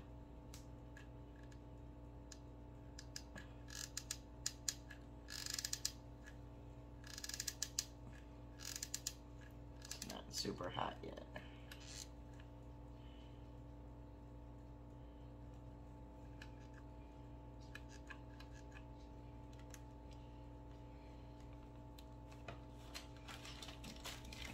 Just a moment here. I'll get another one in there. I'm going to keep squeezing. This is a Dollar Tree glue gun, and it's my first time using it. I just needed one to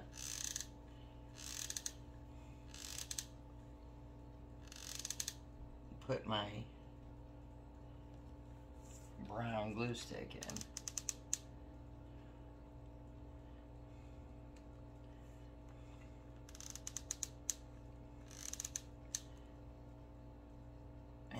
Tell you, it is not the greatest.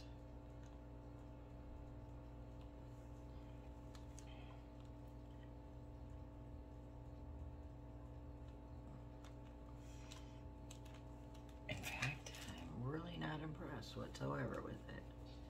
But anyway, it's supposed to look like chocolate. Not sure if that really looks like chocolate, but... And I also forgot to mention, I got these little fake candy sprinkles from Amazon.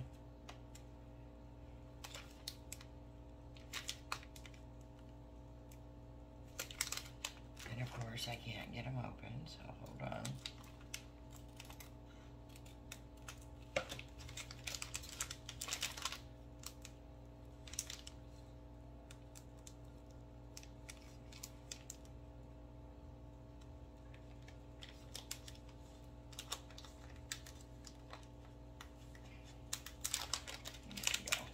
Put some out here. I don't know if you can see, but that's what they look like. They have all kinds. So I'm going to have to put some more glue.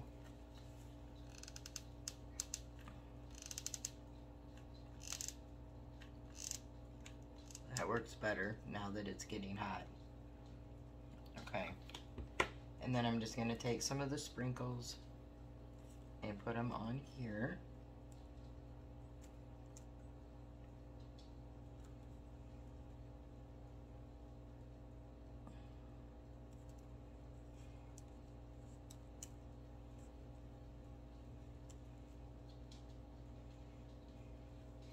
So it'll look like this. So I'm going to do the rest of the other 4 off camera and let them dry.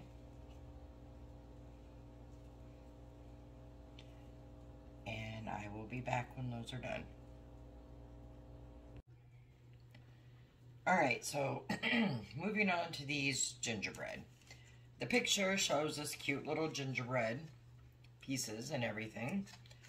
And when you open the actual kit of the gingerbread,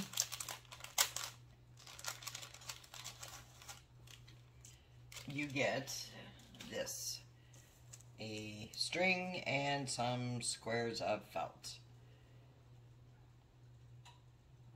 So I opted to just go ahead and use puffy paint. So I'm going to do this one on camera. I did 3 of them off camera and I messed one up. Can't use the back because it's got something stamped on it. So let's go ahead and do this one and hope it all comes out well. So I'm just going to put the eyes on.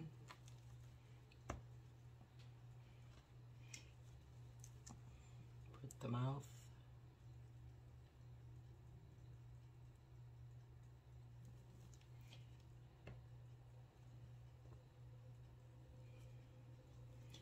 Make a little bow tie.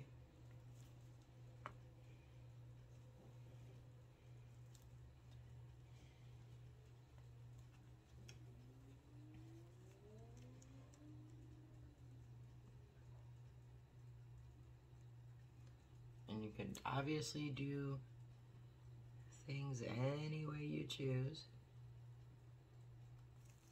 Then I make some buttons.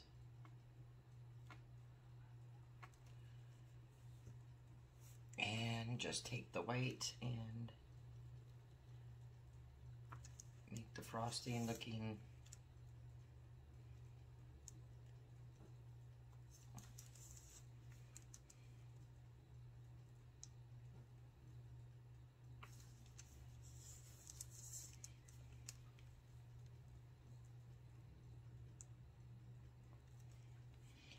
Alright, so I have all the gingerbreads done now.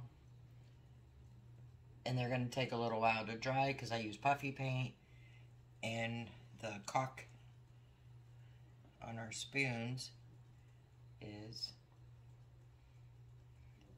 starting to get hard.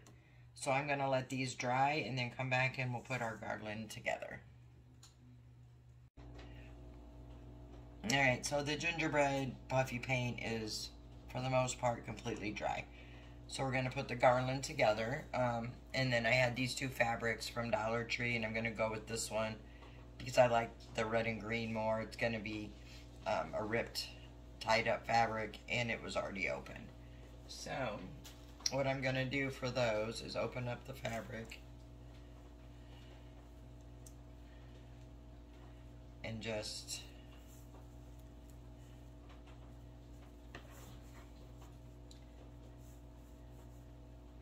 make a cut about, I don't know, 1.5 inches maybe. Yeah, they were about 1.5 inches. And I'm gonna rip if I can. There we go.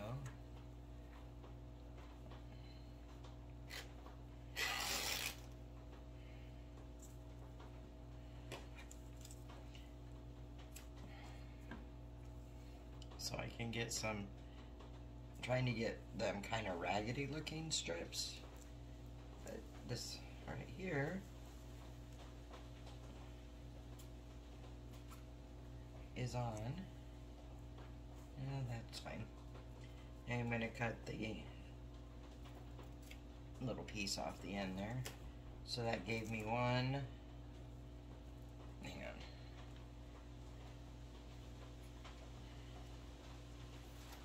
My fabric wasn't very even, so let me just kind of work it here a bit. Cut them into half, so I have 1, 2,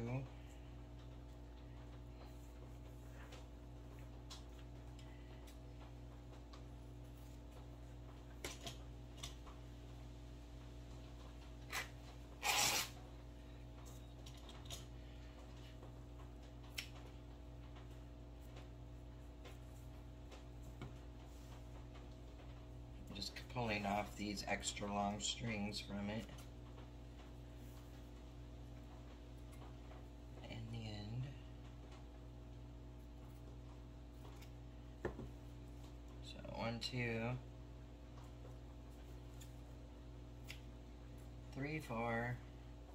So we're gonna get 2 more. I think 6 will be plenty.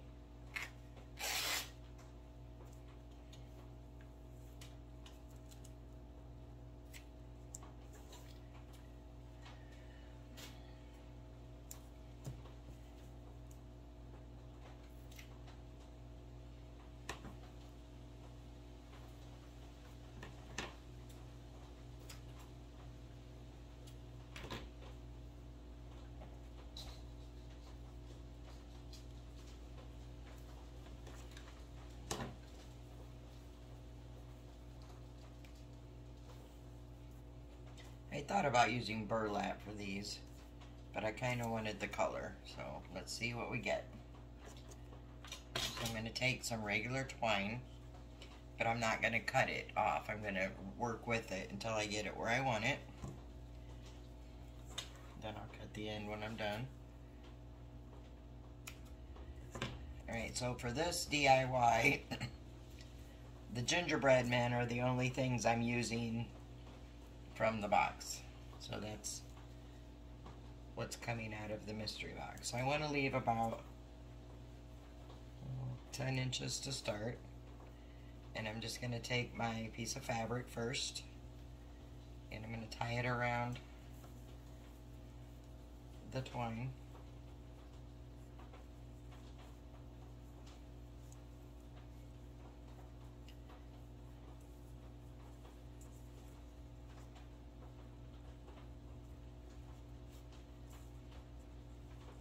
I'm going to actually put a knot in my twine right here, because it's going to slide down if I don't. Just one little basic, maybe two basic knots. Better safe than sorry. Well, that didn't, they didn't even knot together, so 3 knots, then maybe they'll be together. Yes. Alright, so I have my fabric, and I can trim this down when I'm done.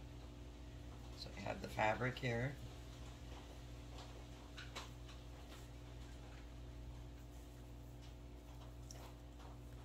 Then I'm going to add one of my spoons.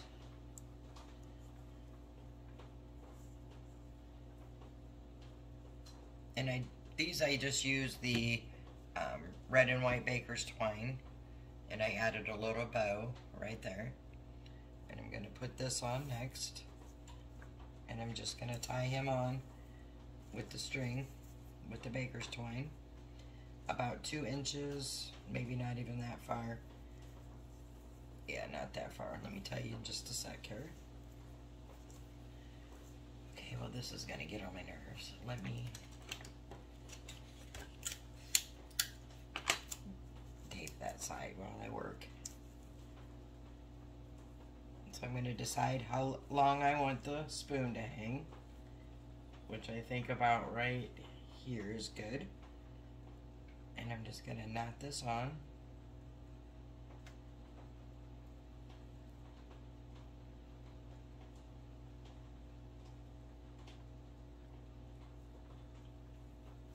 And then cut the excess of the twine off.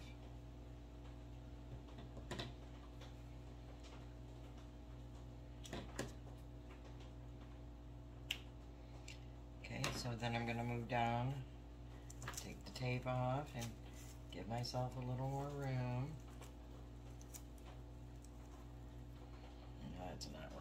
the darn. Okay, moving on. Then I'm going to take one of my gingerbreads.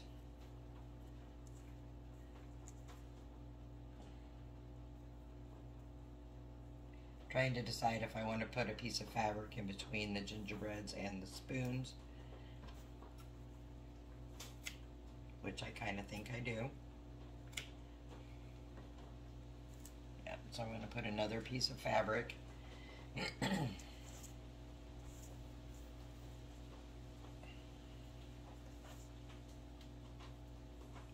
in here.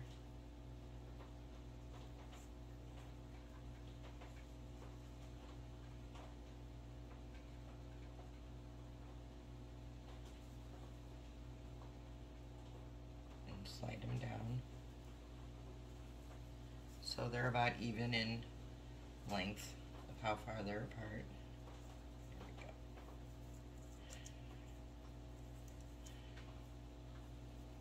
Just kind of work the fabric. I may have to add a little hot glue excuse me, up here just to keep them going the same way, but we'll get to that when we're done putting things on. Now I'm going to put the gingerbread on and decide how far I want him to hang. So about right there.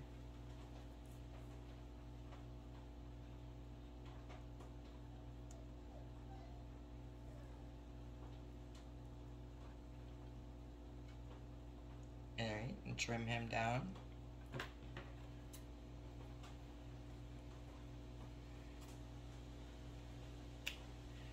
And then I'm just going to keep adding our pieces here.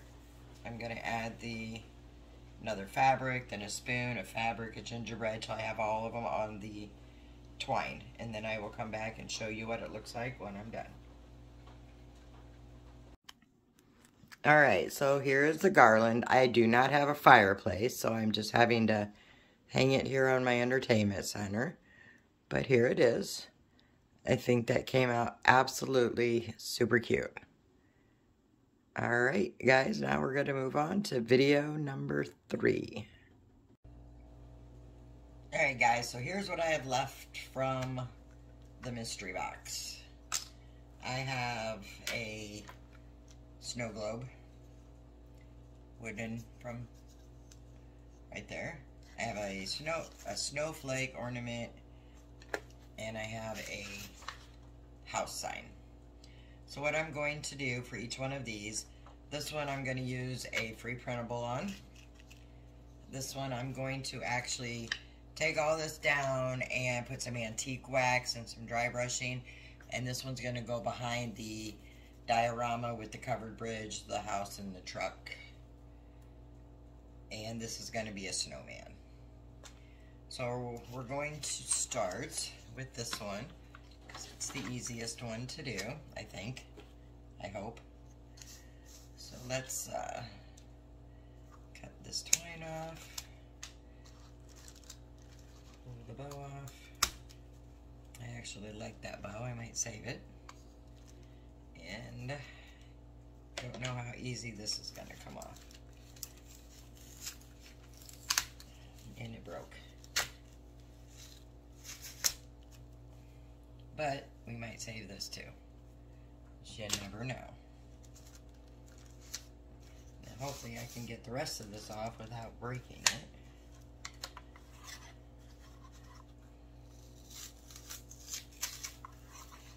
And I'll be darned.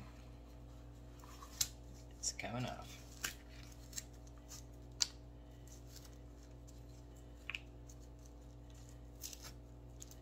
Alright. Now I have a feeling this paper is not even gonna budge, so we're just gonna use the back for this DIY. Just because, I might have to paint this white and then dry brush it because of the color of the MDF board. Okay, simple, no worries. Okay, we'll just paint it white and then we'll dry brush it with the antique wax or some kind of a brown. And I do want to cover that little hole up there. So I'm just going to grab some of the wood spackle from Dollar Tree.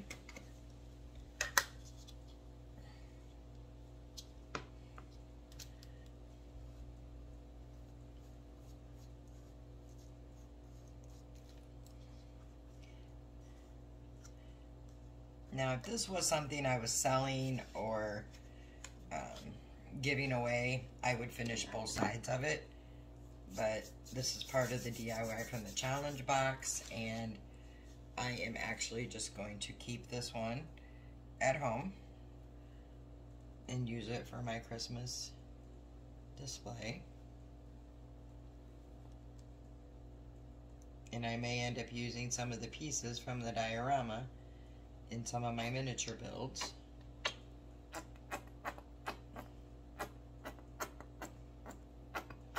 And guess who's running low on this paint? Okay, and then we're just going to paint this one up. So you really don't have to watch me paint. So I will turn the camera off while I paint. I'm going to paint the whole thing this white. And I'm also going to get the sides of it because that part will be seen also. So I'm going to paint it, let it dry, and then I'm going to dry brush, and I will come back when I'm doing that so you can see how I'm doing it. So I'll be back in just a few. Alright, so this is dry. I just did one coat of it because I'm going to be dry brushing over it. So I'm using some of the Waverly Antique Wax.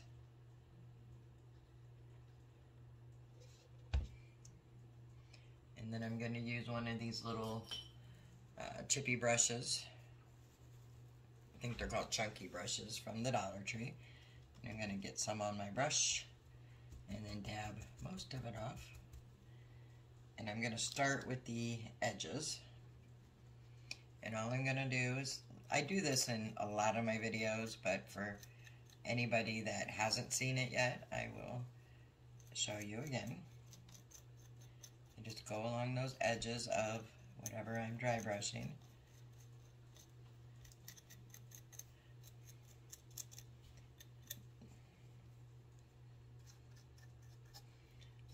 Let me see if I can try to hold it better. Sometimes these have the corner pieces are hard to get at. But you just do the best you can.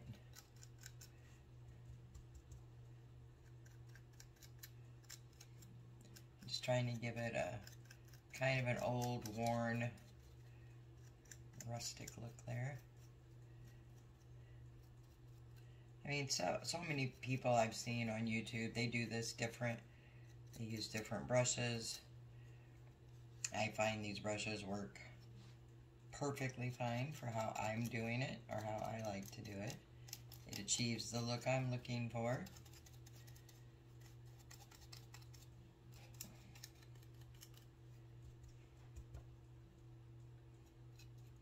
And I just go around and get all the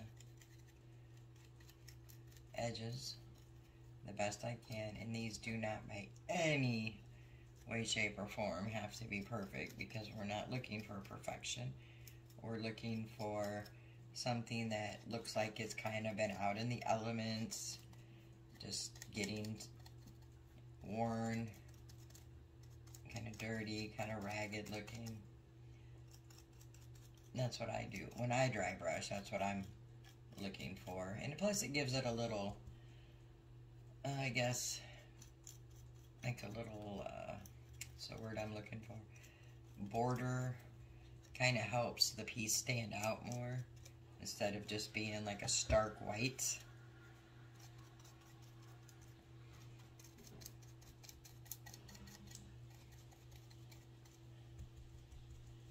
And it does not take very much paint at all, or wax, or whatever you're using to dry brush. You could do this in any color, any type of paint. The outcome is all the same. I could have used a brown for this, any shade. I'm just using the antique wax because that's what I had sitting in front of me. and I am really trying to get this video done so I can get it uploaded. I took way too much time on the first project, and that's my problem. I get involved in projects and then I just keep going and adding, and I like building miniatures anyway, and then that kicks into my head and I just start going crazy with it. So if the first video is a little long to your liking, I apologize.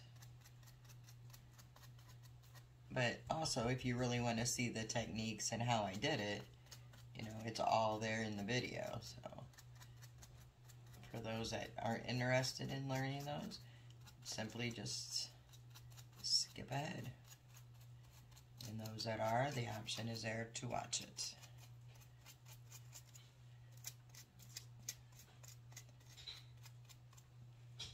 Alright, so once you have all the edges done, then you just want to get a little more of your paint or wax or whatever you're using. And then I'm just going to go over the whole thing. Now I'm going to try to go in the same direction. Sometimes it doesn't matter when you do stuff, and sometimes it does. And this one probably really doesn't matter. It's just my personal preference for this particular piece.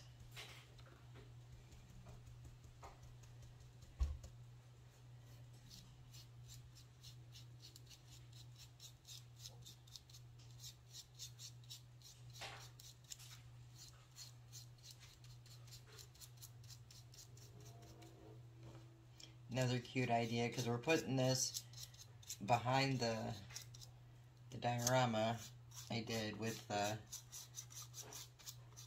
covered bridge and the cabin and the red truck, just to give it a little more height in the back, a little more something to look at. And a cute idea would be to put lights around it too. I think that would be cute, but I'm not going to do that just because I've taken way too much time with this. Alright, and that's all I'm doing to this. So this was one of the items. I'm going to, as soon as it completely dries, I will put it on the back of the diorama and show you what that looks like. So we're going to set this one aside and move on to the next one, which is going to be this sign here.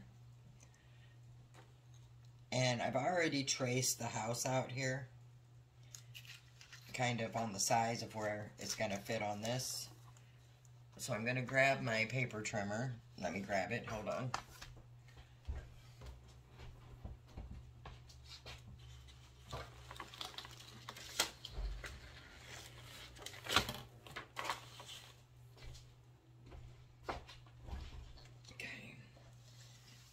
Don't have to use a paper trimmer whatsoever. I just have it here and I'm going to use it as it makes it faster. So I just laid this down and positioned it where I wanted it and traced out the sides and bottom of the house. So now I'm going to cut this down.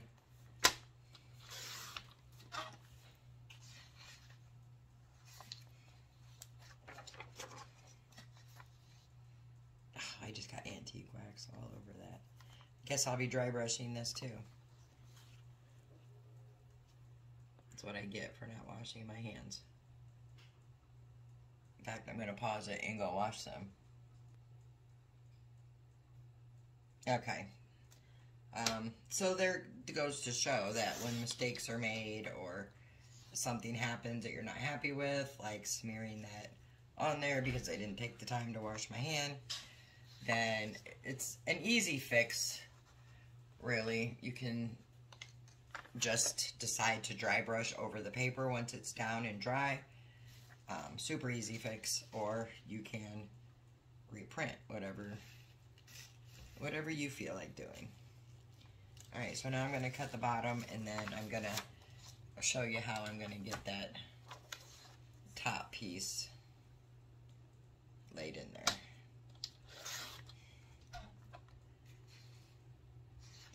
Now I saw another crafter on YouTube use this and said this thing didn't want to come off, and it doesn't feel like it does or will. Feels like it's pretty well on there. So I'm just going to work with it. I'm going to cut that tag off. It's stapled in there pretty good.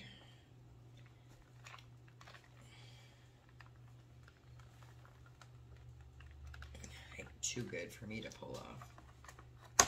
So I'm just going to cut it down. And then over here, I'm going to pull this green thing off. I do have sandpaper that I'll end up sanding that. And then I'm going to set this in how I have it. And then I'm just going to take my finger and make a crease here. That way I know exactly where to cut it. And then I'm just going to line that crease up into my paper cutter.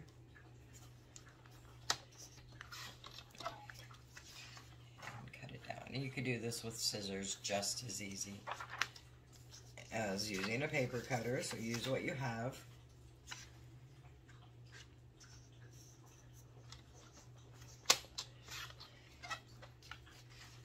So let's just make sure we have that how we like it. Looks pretty good. Maybe a little short, but you'll never notice it once we paint what we have to paint. Oh guys, I have a hot mess on this table from doing these. Alright. So then I'm going to take this. So I know that I want to put this here. So I'm going to paint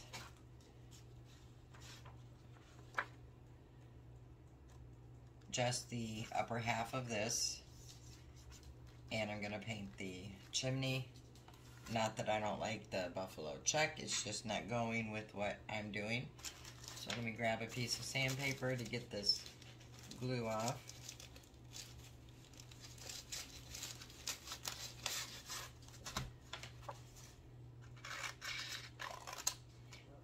It's just a pack of sandpaper. It's got different grits in it from the Dollar Tree. And I just want to kind of sand this down a little bit. Take it off, whatever.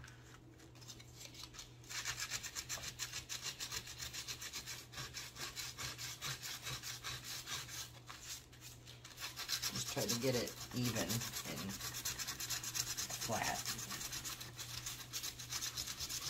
Sorry if I'm shaking the camera there.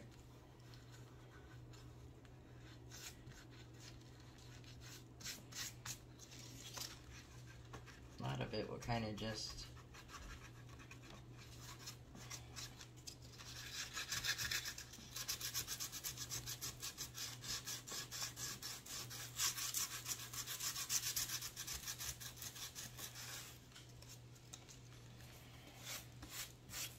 I'm also going to go over this glitter just to try to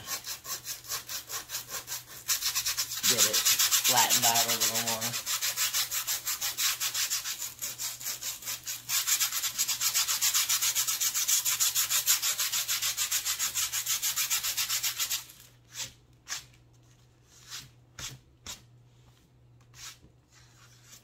Not perfect, but better.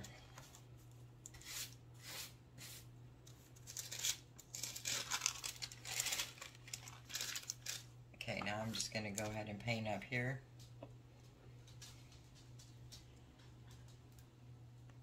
Now I'm going to do my best not to paint this thing here because I kind of like the wood color of it. But since it won't come off, I'm just going to do my best and not paint it.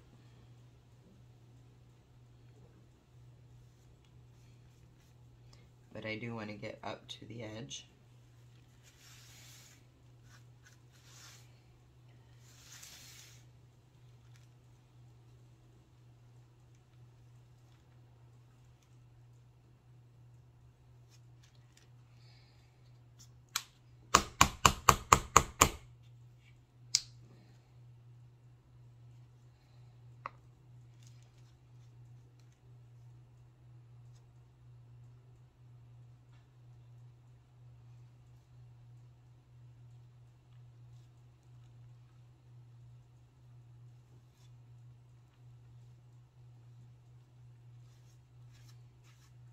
I did get some on the top there, but I think that'll be okay.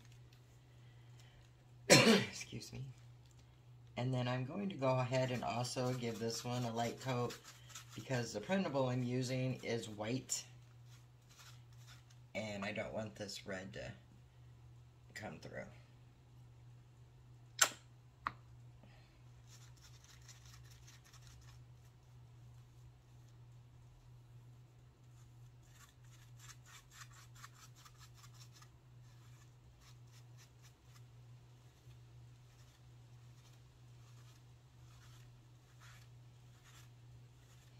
I'm also going to get the sides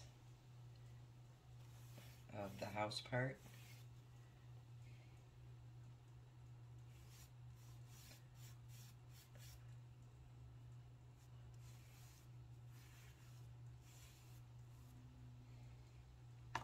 And the chimney.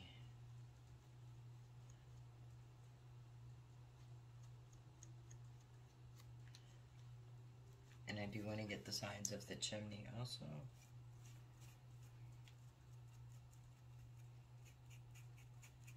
And I am going to paint the back of this one. And I'm going to go ahead and paint the side of the house too, since I just...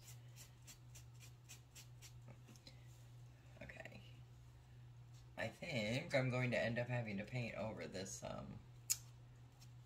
part right down here. The outline of the roof, or the roof piece, because yeah, I've already made a hot mess of it. No worries, it can be fixed.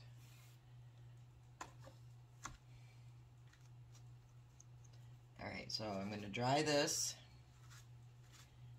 I'm going to put a second coat up here, because this part will be seen, and right here, and I will also paint the back. And then when I have that all done and dry, I'll be back. Alright, so I painted what I'm going to paint, and I did totally go a different way. Painted the chimney red, this green. I made some little stripes. I just put masking tape here and painted, got that mostly up here because this is what's going to show. This isn't. Now I'm going to take some Mod Podge and put it on my sign.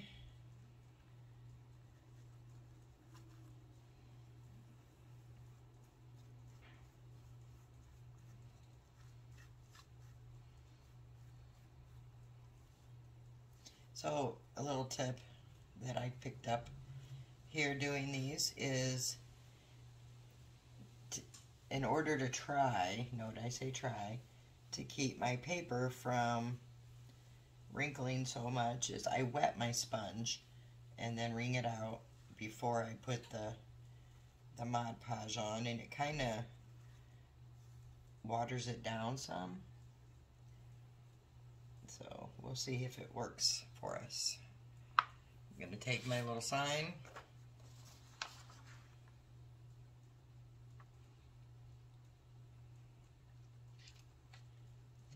Fit them in there. And press it down.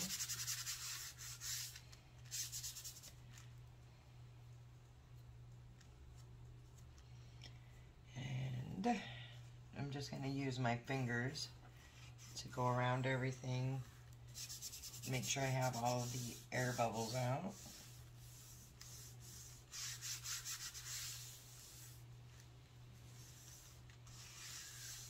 There is some hanging here, but I'll trim that when I'm finished.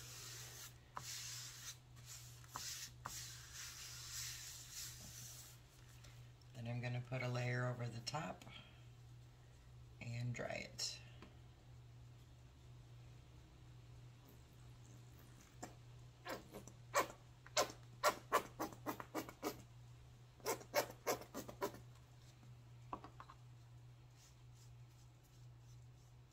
I'm using that same wetted sponge.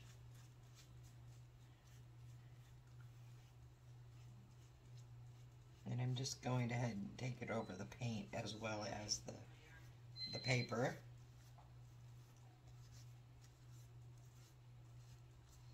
I want to make sure I get all my edges really good.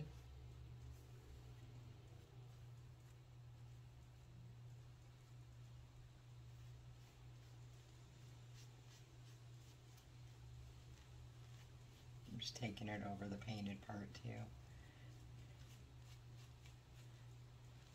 No particular reason, just doing it. Want to really make sure I get up here, get these corners in, and Mod Podge the edges real good.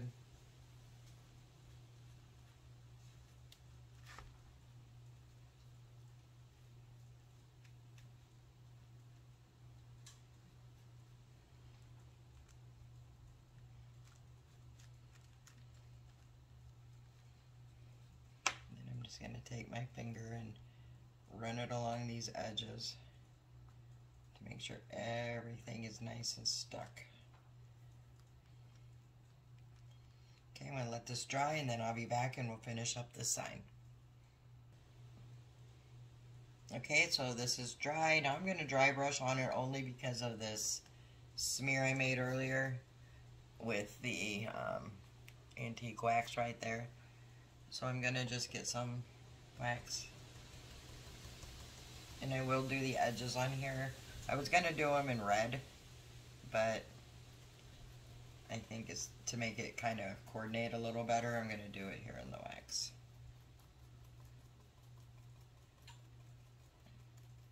Kind of help cover that paper edge at the bottom also.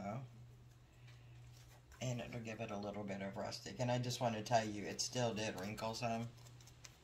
So, that tip I gave you didn't really make a difference. So,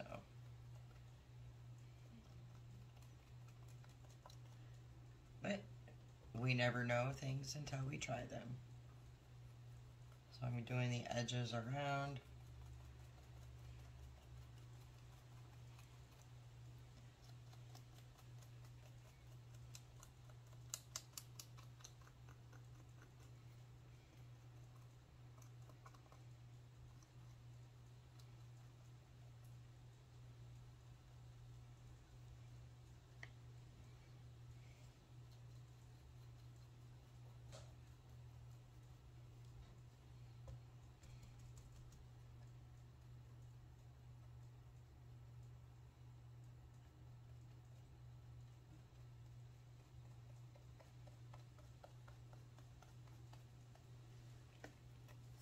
Okay, and then I just want to take the antiquing wax and I want to put it over here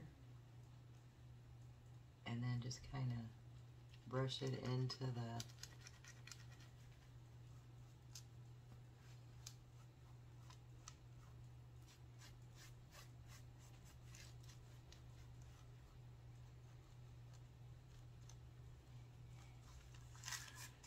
and then I'm just going to brush it across the sign just to kind of blend in that smear and kind of give it an older rustic look to the sign.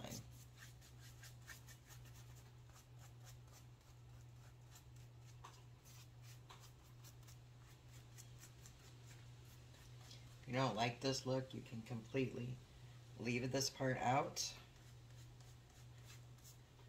Just don't smear your paper. LOL. Alright, so that's it for this sign. I'll put a hanger on the back and then it can be hung or it can go into a little plaque holder. Either way. So there is that, and I will show it to you hung up and in a plaque holder. So, moving on to the last one we have. Move this stuff out of the way. Actually, let me clean this up and I'll be right back. Alright, and for the last one here, we have this little snow globe thing here. So we're just going to remove the twine first. And the sticker. Wish the front would come off as easy as that sticker just did. And we're going to see if this will come up.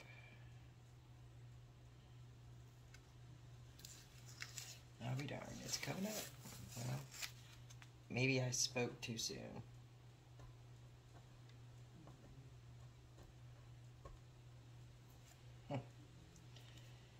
Yeah.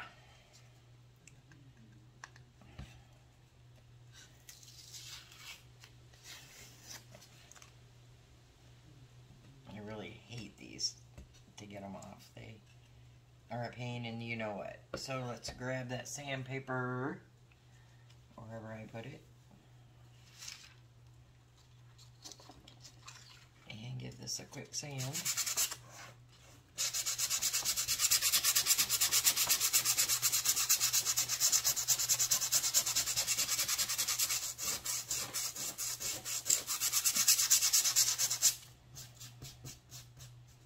Not super smooth. So we'll paint that side and use this side.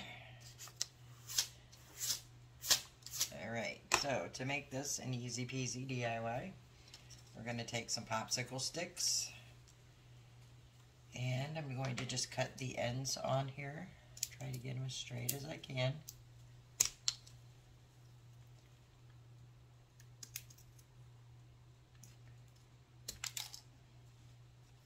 So we'll go here. Only one part of this needs to be, let me try to cut that in the middle.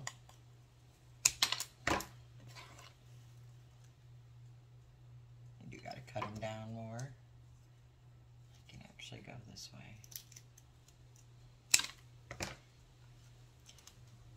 And then just measure them.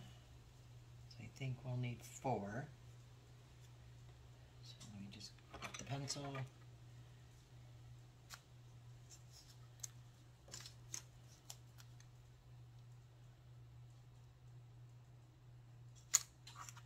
The right one, I'll be doing well.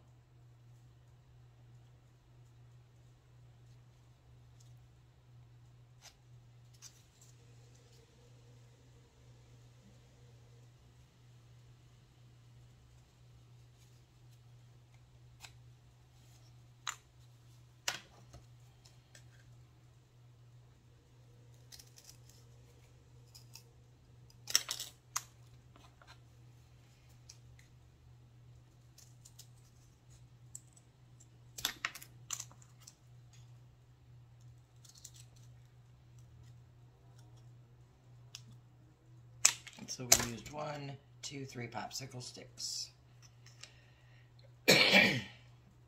Now we're going to glue them on. I'm going to start, I don't know where I'm going to start.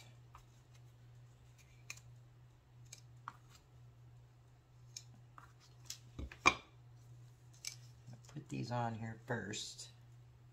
Try to line them up.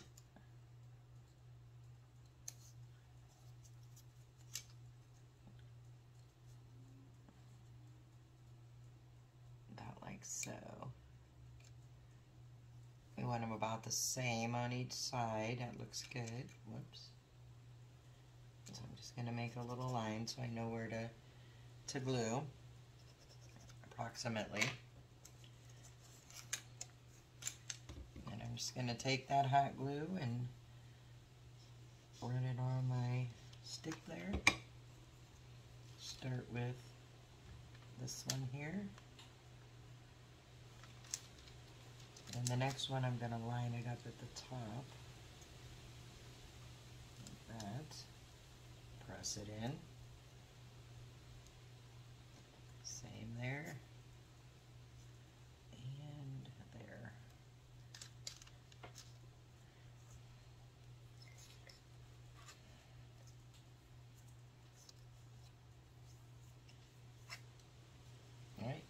have our little hat for our snowman.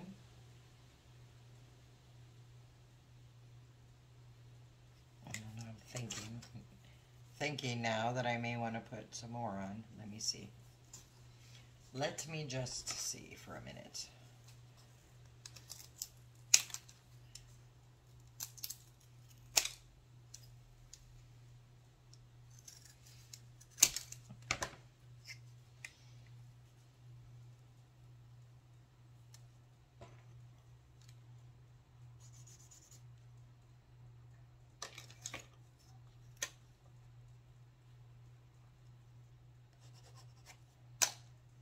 See, that may be just too much.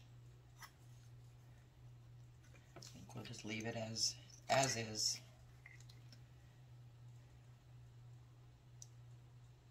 I don't know. We'll see. All right, so we're going to paint this white.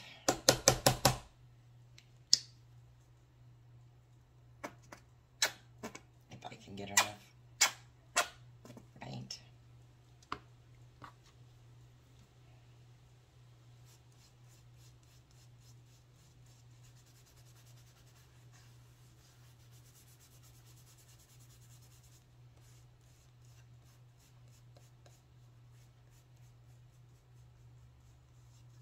Also going to paint the sides here.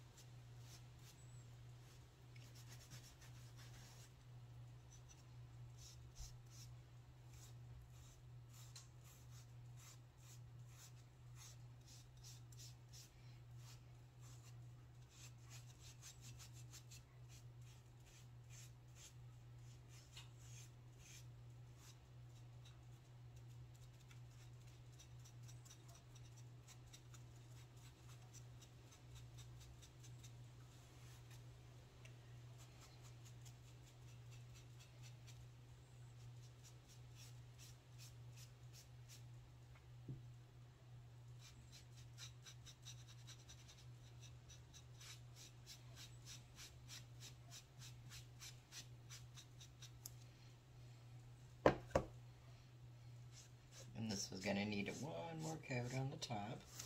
And this we're going to paint black. Oh, and I have a mess going on.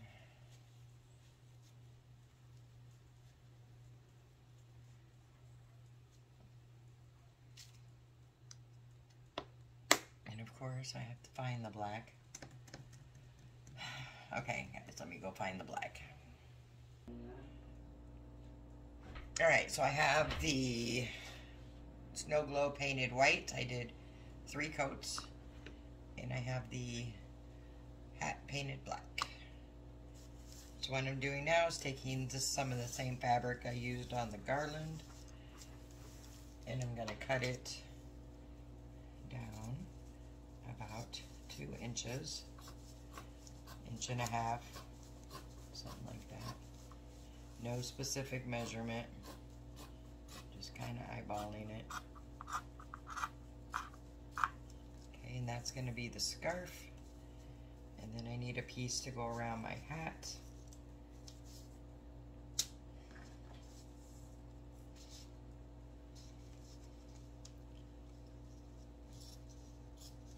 Just want to make sure I get the green in there as well as the red and the white.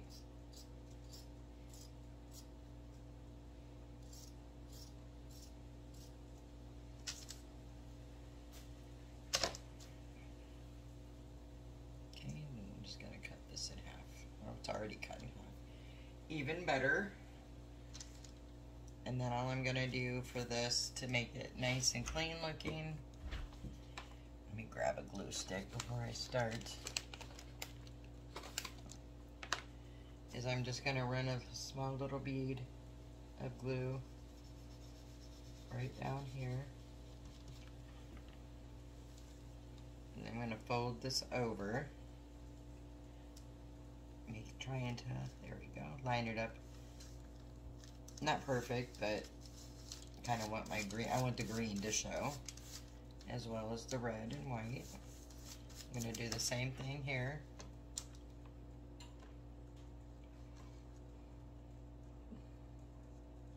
Just going to run that small bead of glue down.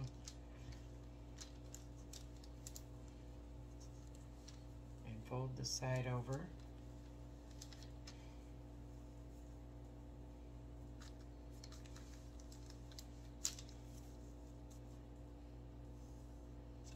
And then I'm going to put this on the hat.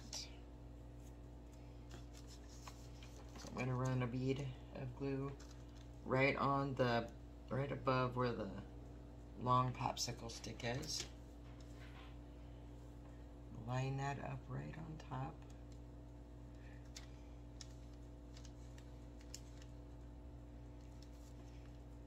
I did paint the back of this one as well as the front. Then I'm going to just glue that hat, or the brim, right around the back of the hat there.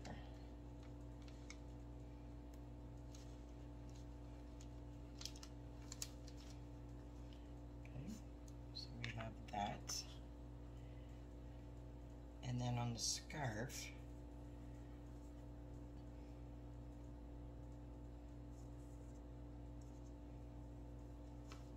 I'm going to kind of do the same thing. I'm going to put some here in the middle and fold it over. But I'm not going to do it all the way down, and I will show you why.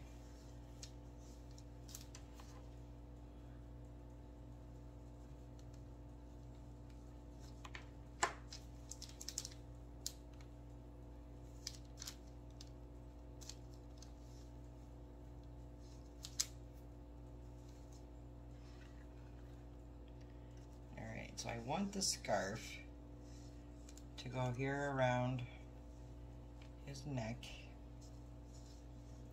and I do want part of it to look neat, if that makes really any kind of sense, because what scarf looks neat, right? But it's going to also look like a scarf. So I'm putting the glue right there in the indent between the round part of the snow globe and the bottom. Then I'm just going to kind of pinch it together just a bit and glue it down there. So I'm kind of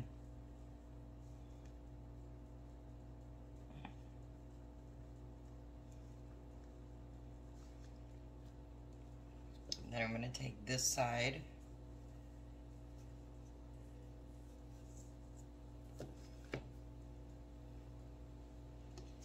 and glue it around the back in kind of a jaggedy motion of the glue, pulling this as I go, just to kind of give it a smoother look, I guess is what I'm trying to say. And then when I get over here, I'm going to kind of twist it a bit and pinch it. And glue it right back down onto that piece of scarf there.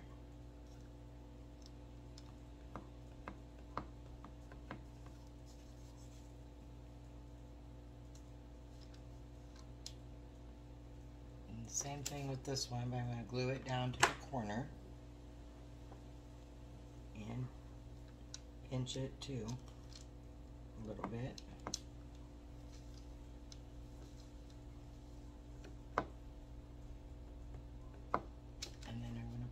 Another little dab there, just to kind of, there we go, get these to hang right.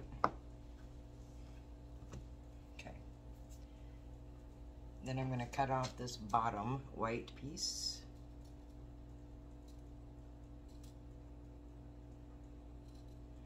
And I'm going to cut this one off, but a little bit longer.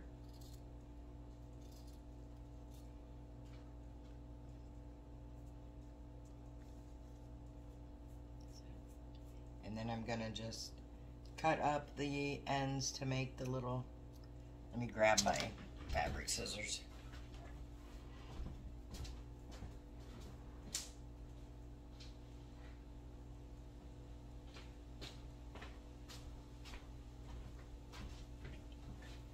about that. So I'm just going to cut it up, probably about an inch up. Just making little frays in the fabric so it looks like the end of a scarf. It's kind of hard to do in this position, but I kind of want you to see what I'm doing or how I'm doing it. So I just have little frays there. And I'm going to do the same thing down here.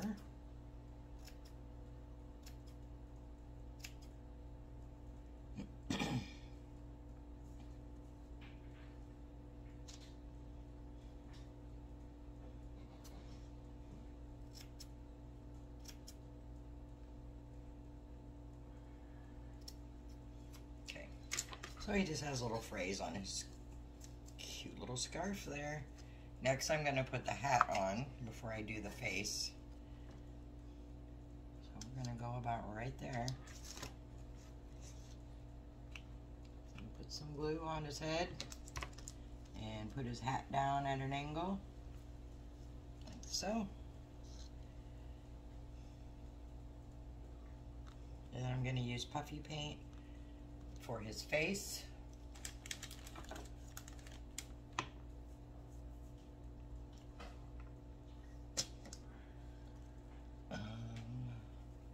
Not red.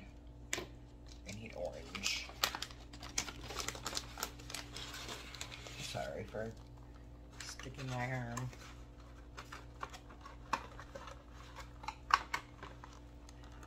So, I just want to make a quick comment.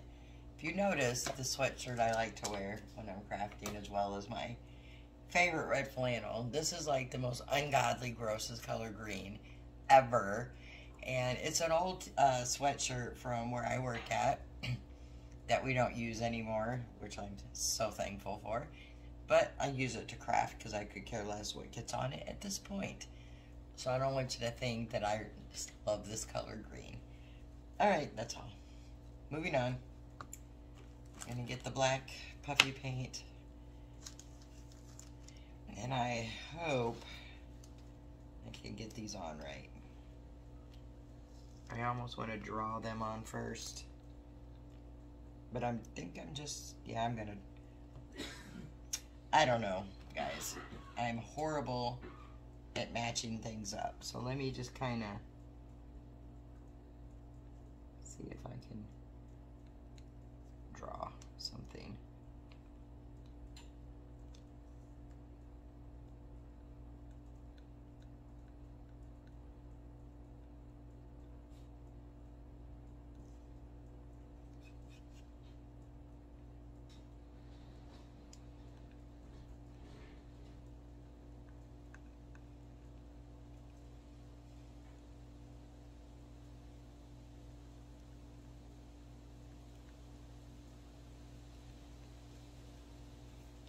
See how that works out.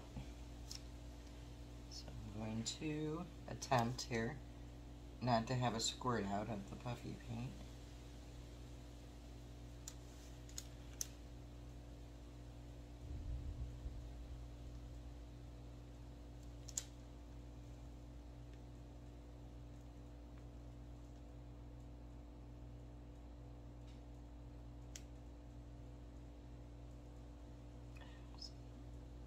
Dragging it, making a mess.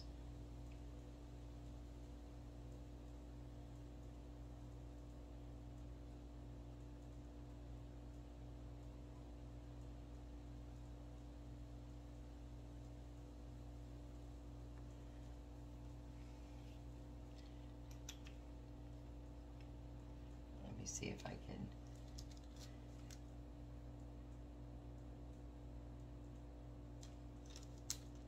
this a little bit thicker to go with the rest of it.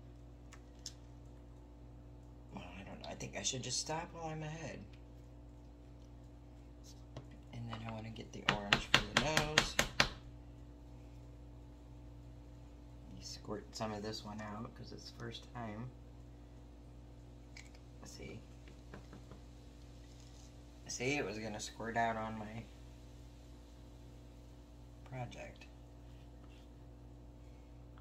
Always take that first squirt onto paper towel. Alright, let's try to make him a little nose.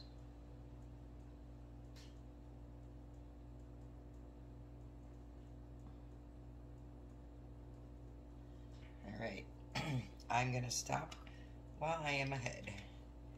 And there he is, our snowman from a snow globe. And now I have used all the pieces in the mystery/challenge box. I hope you enjoyed the projects. A big thumbs up if you did. Please leave me a comment on which one you liked best and which one you liked least. I would appreciate it. And until the next video, guys, I hope you have a great day.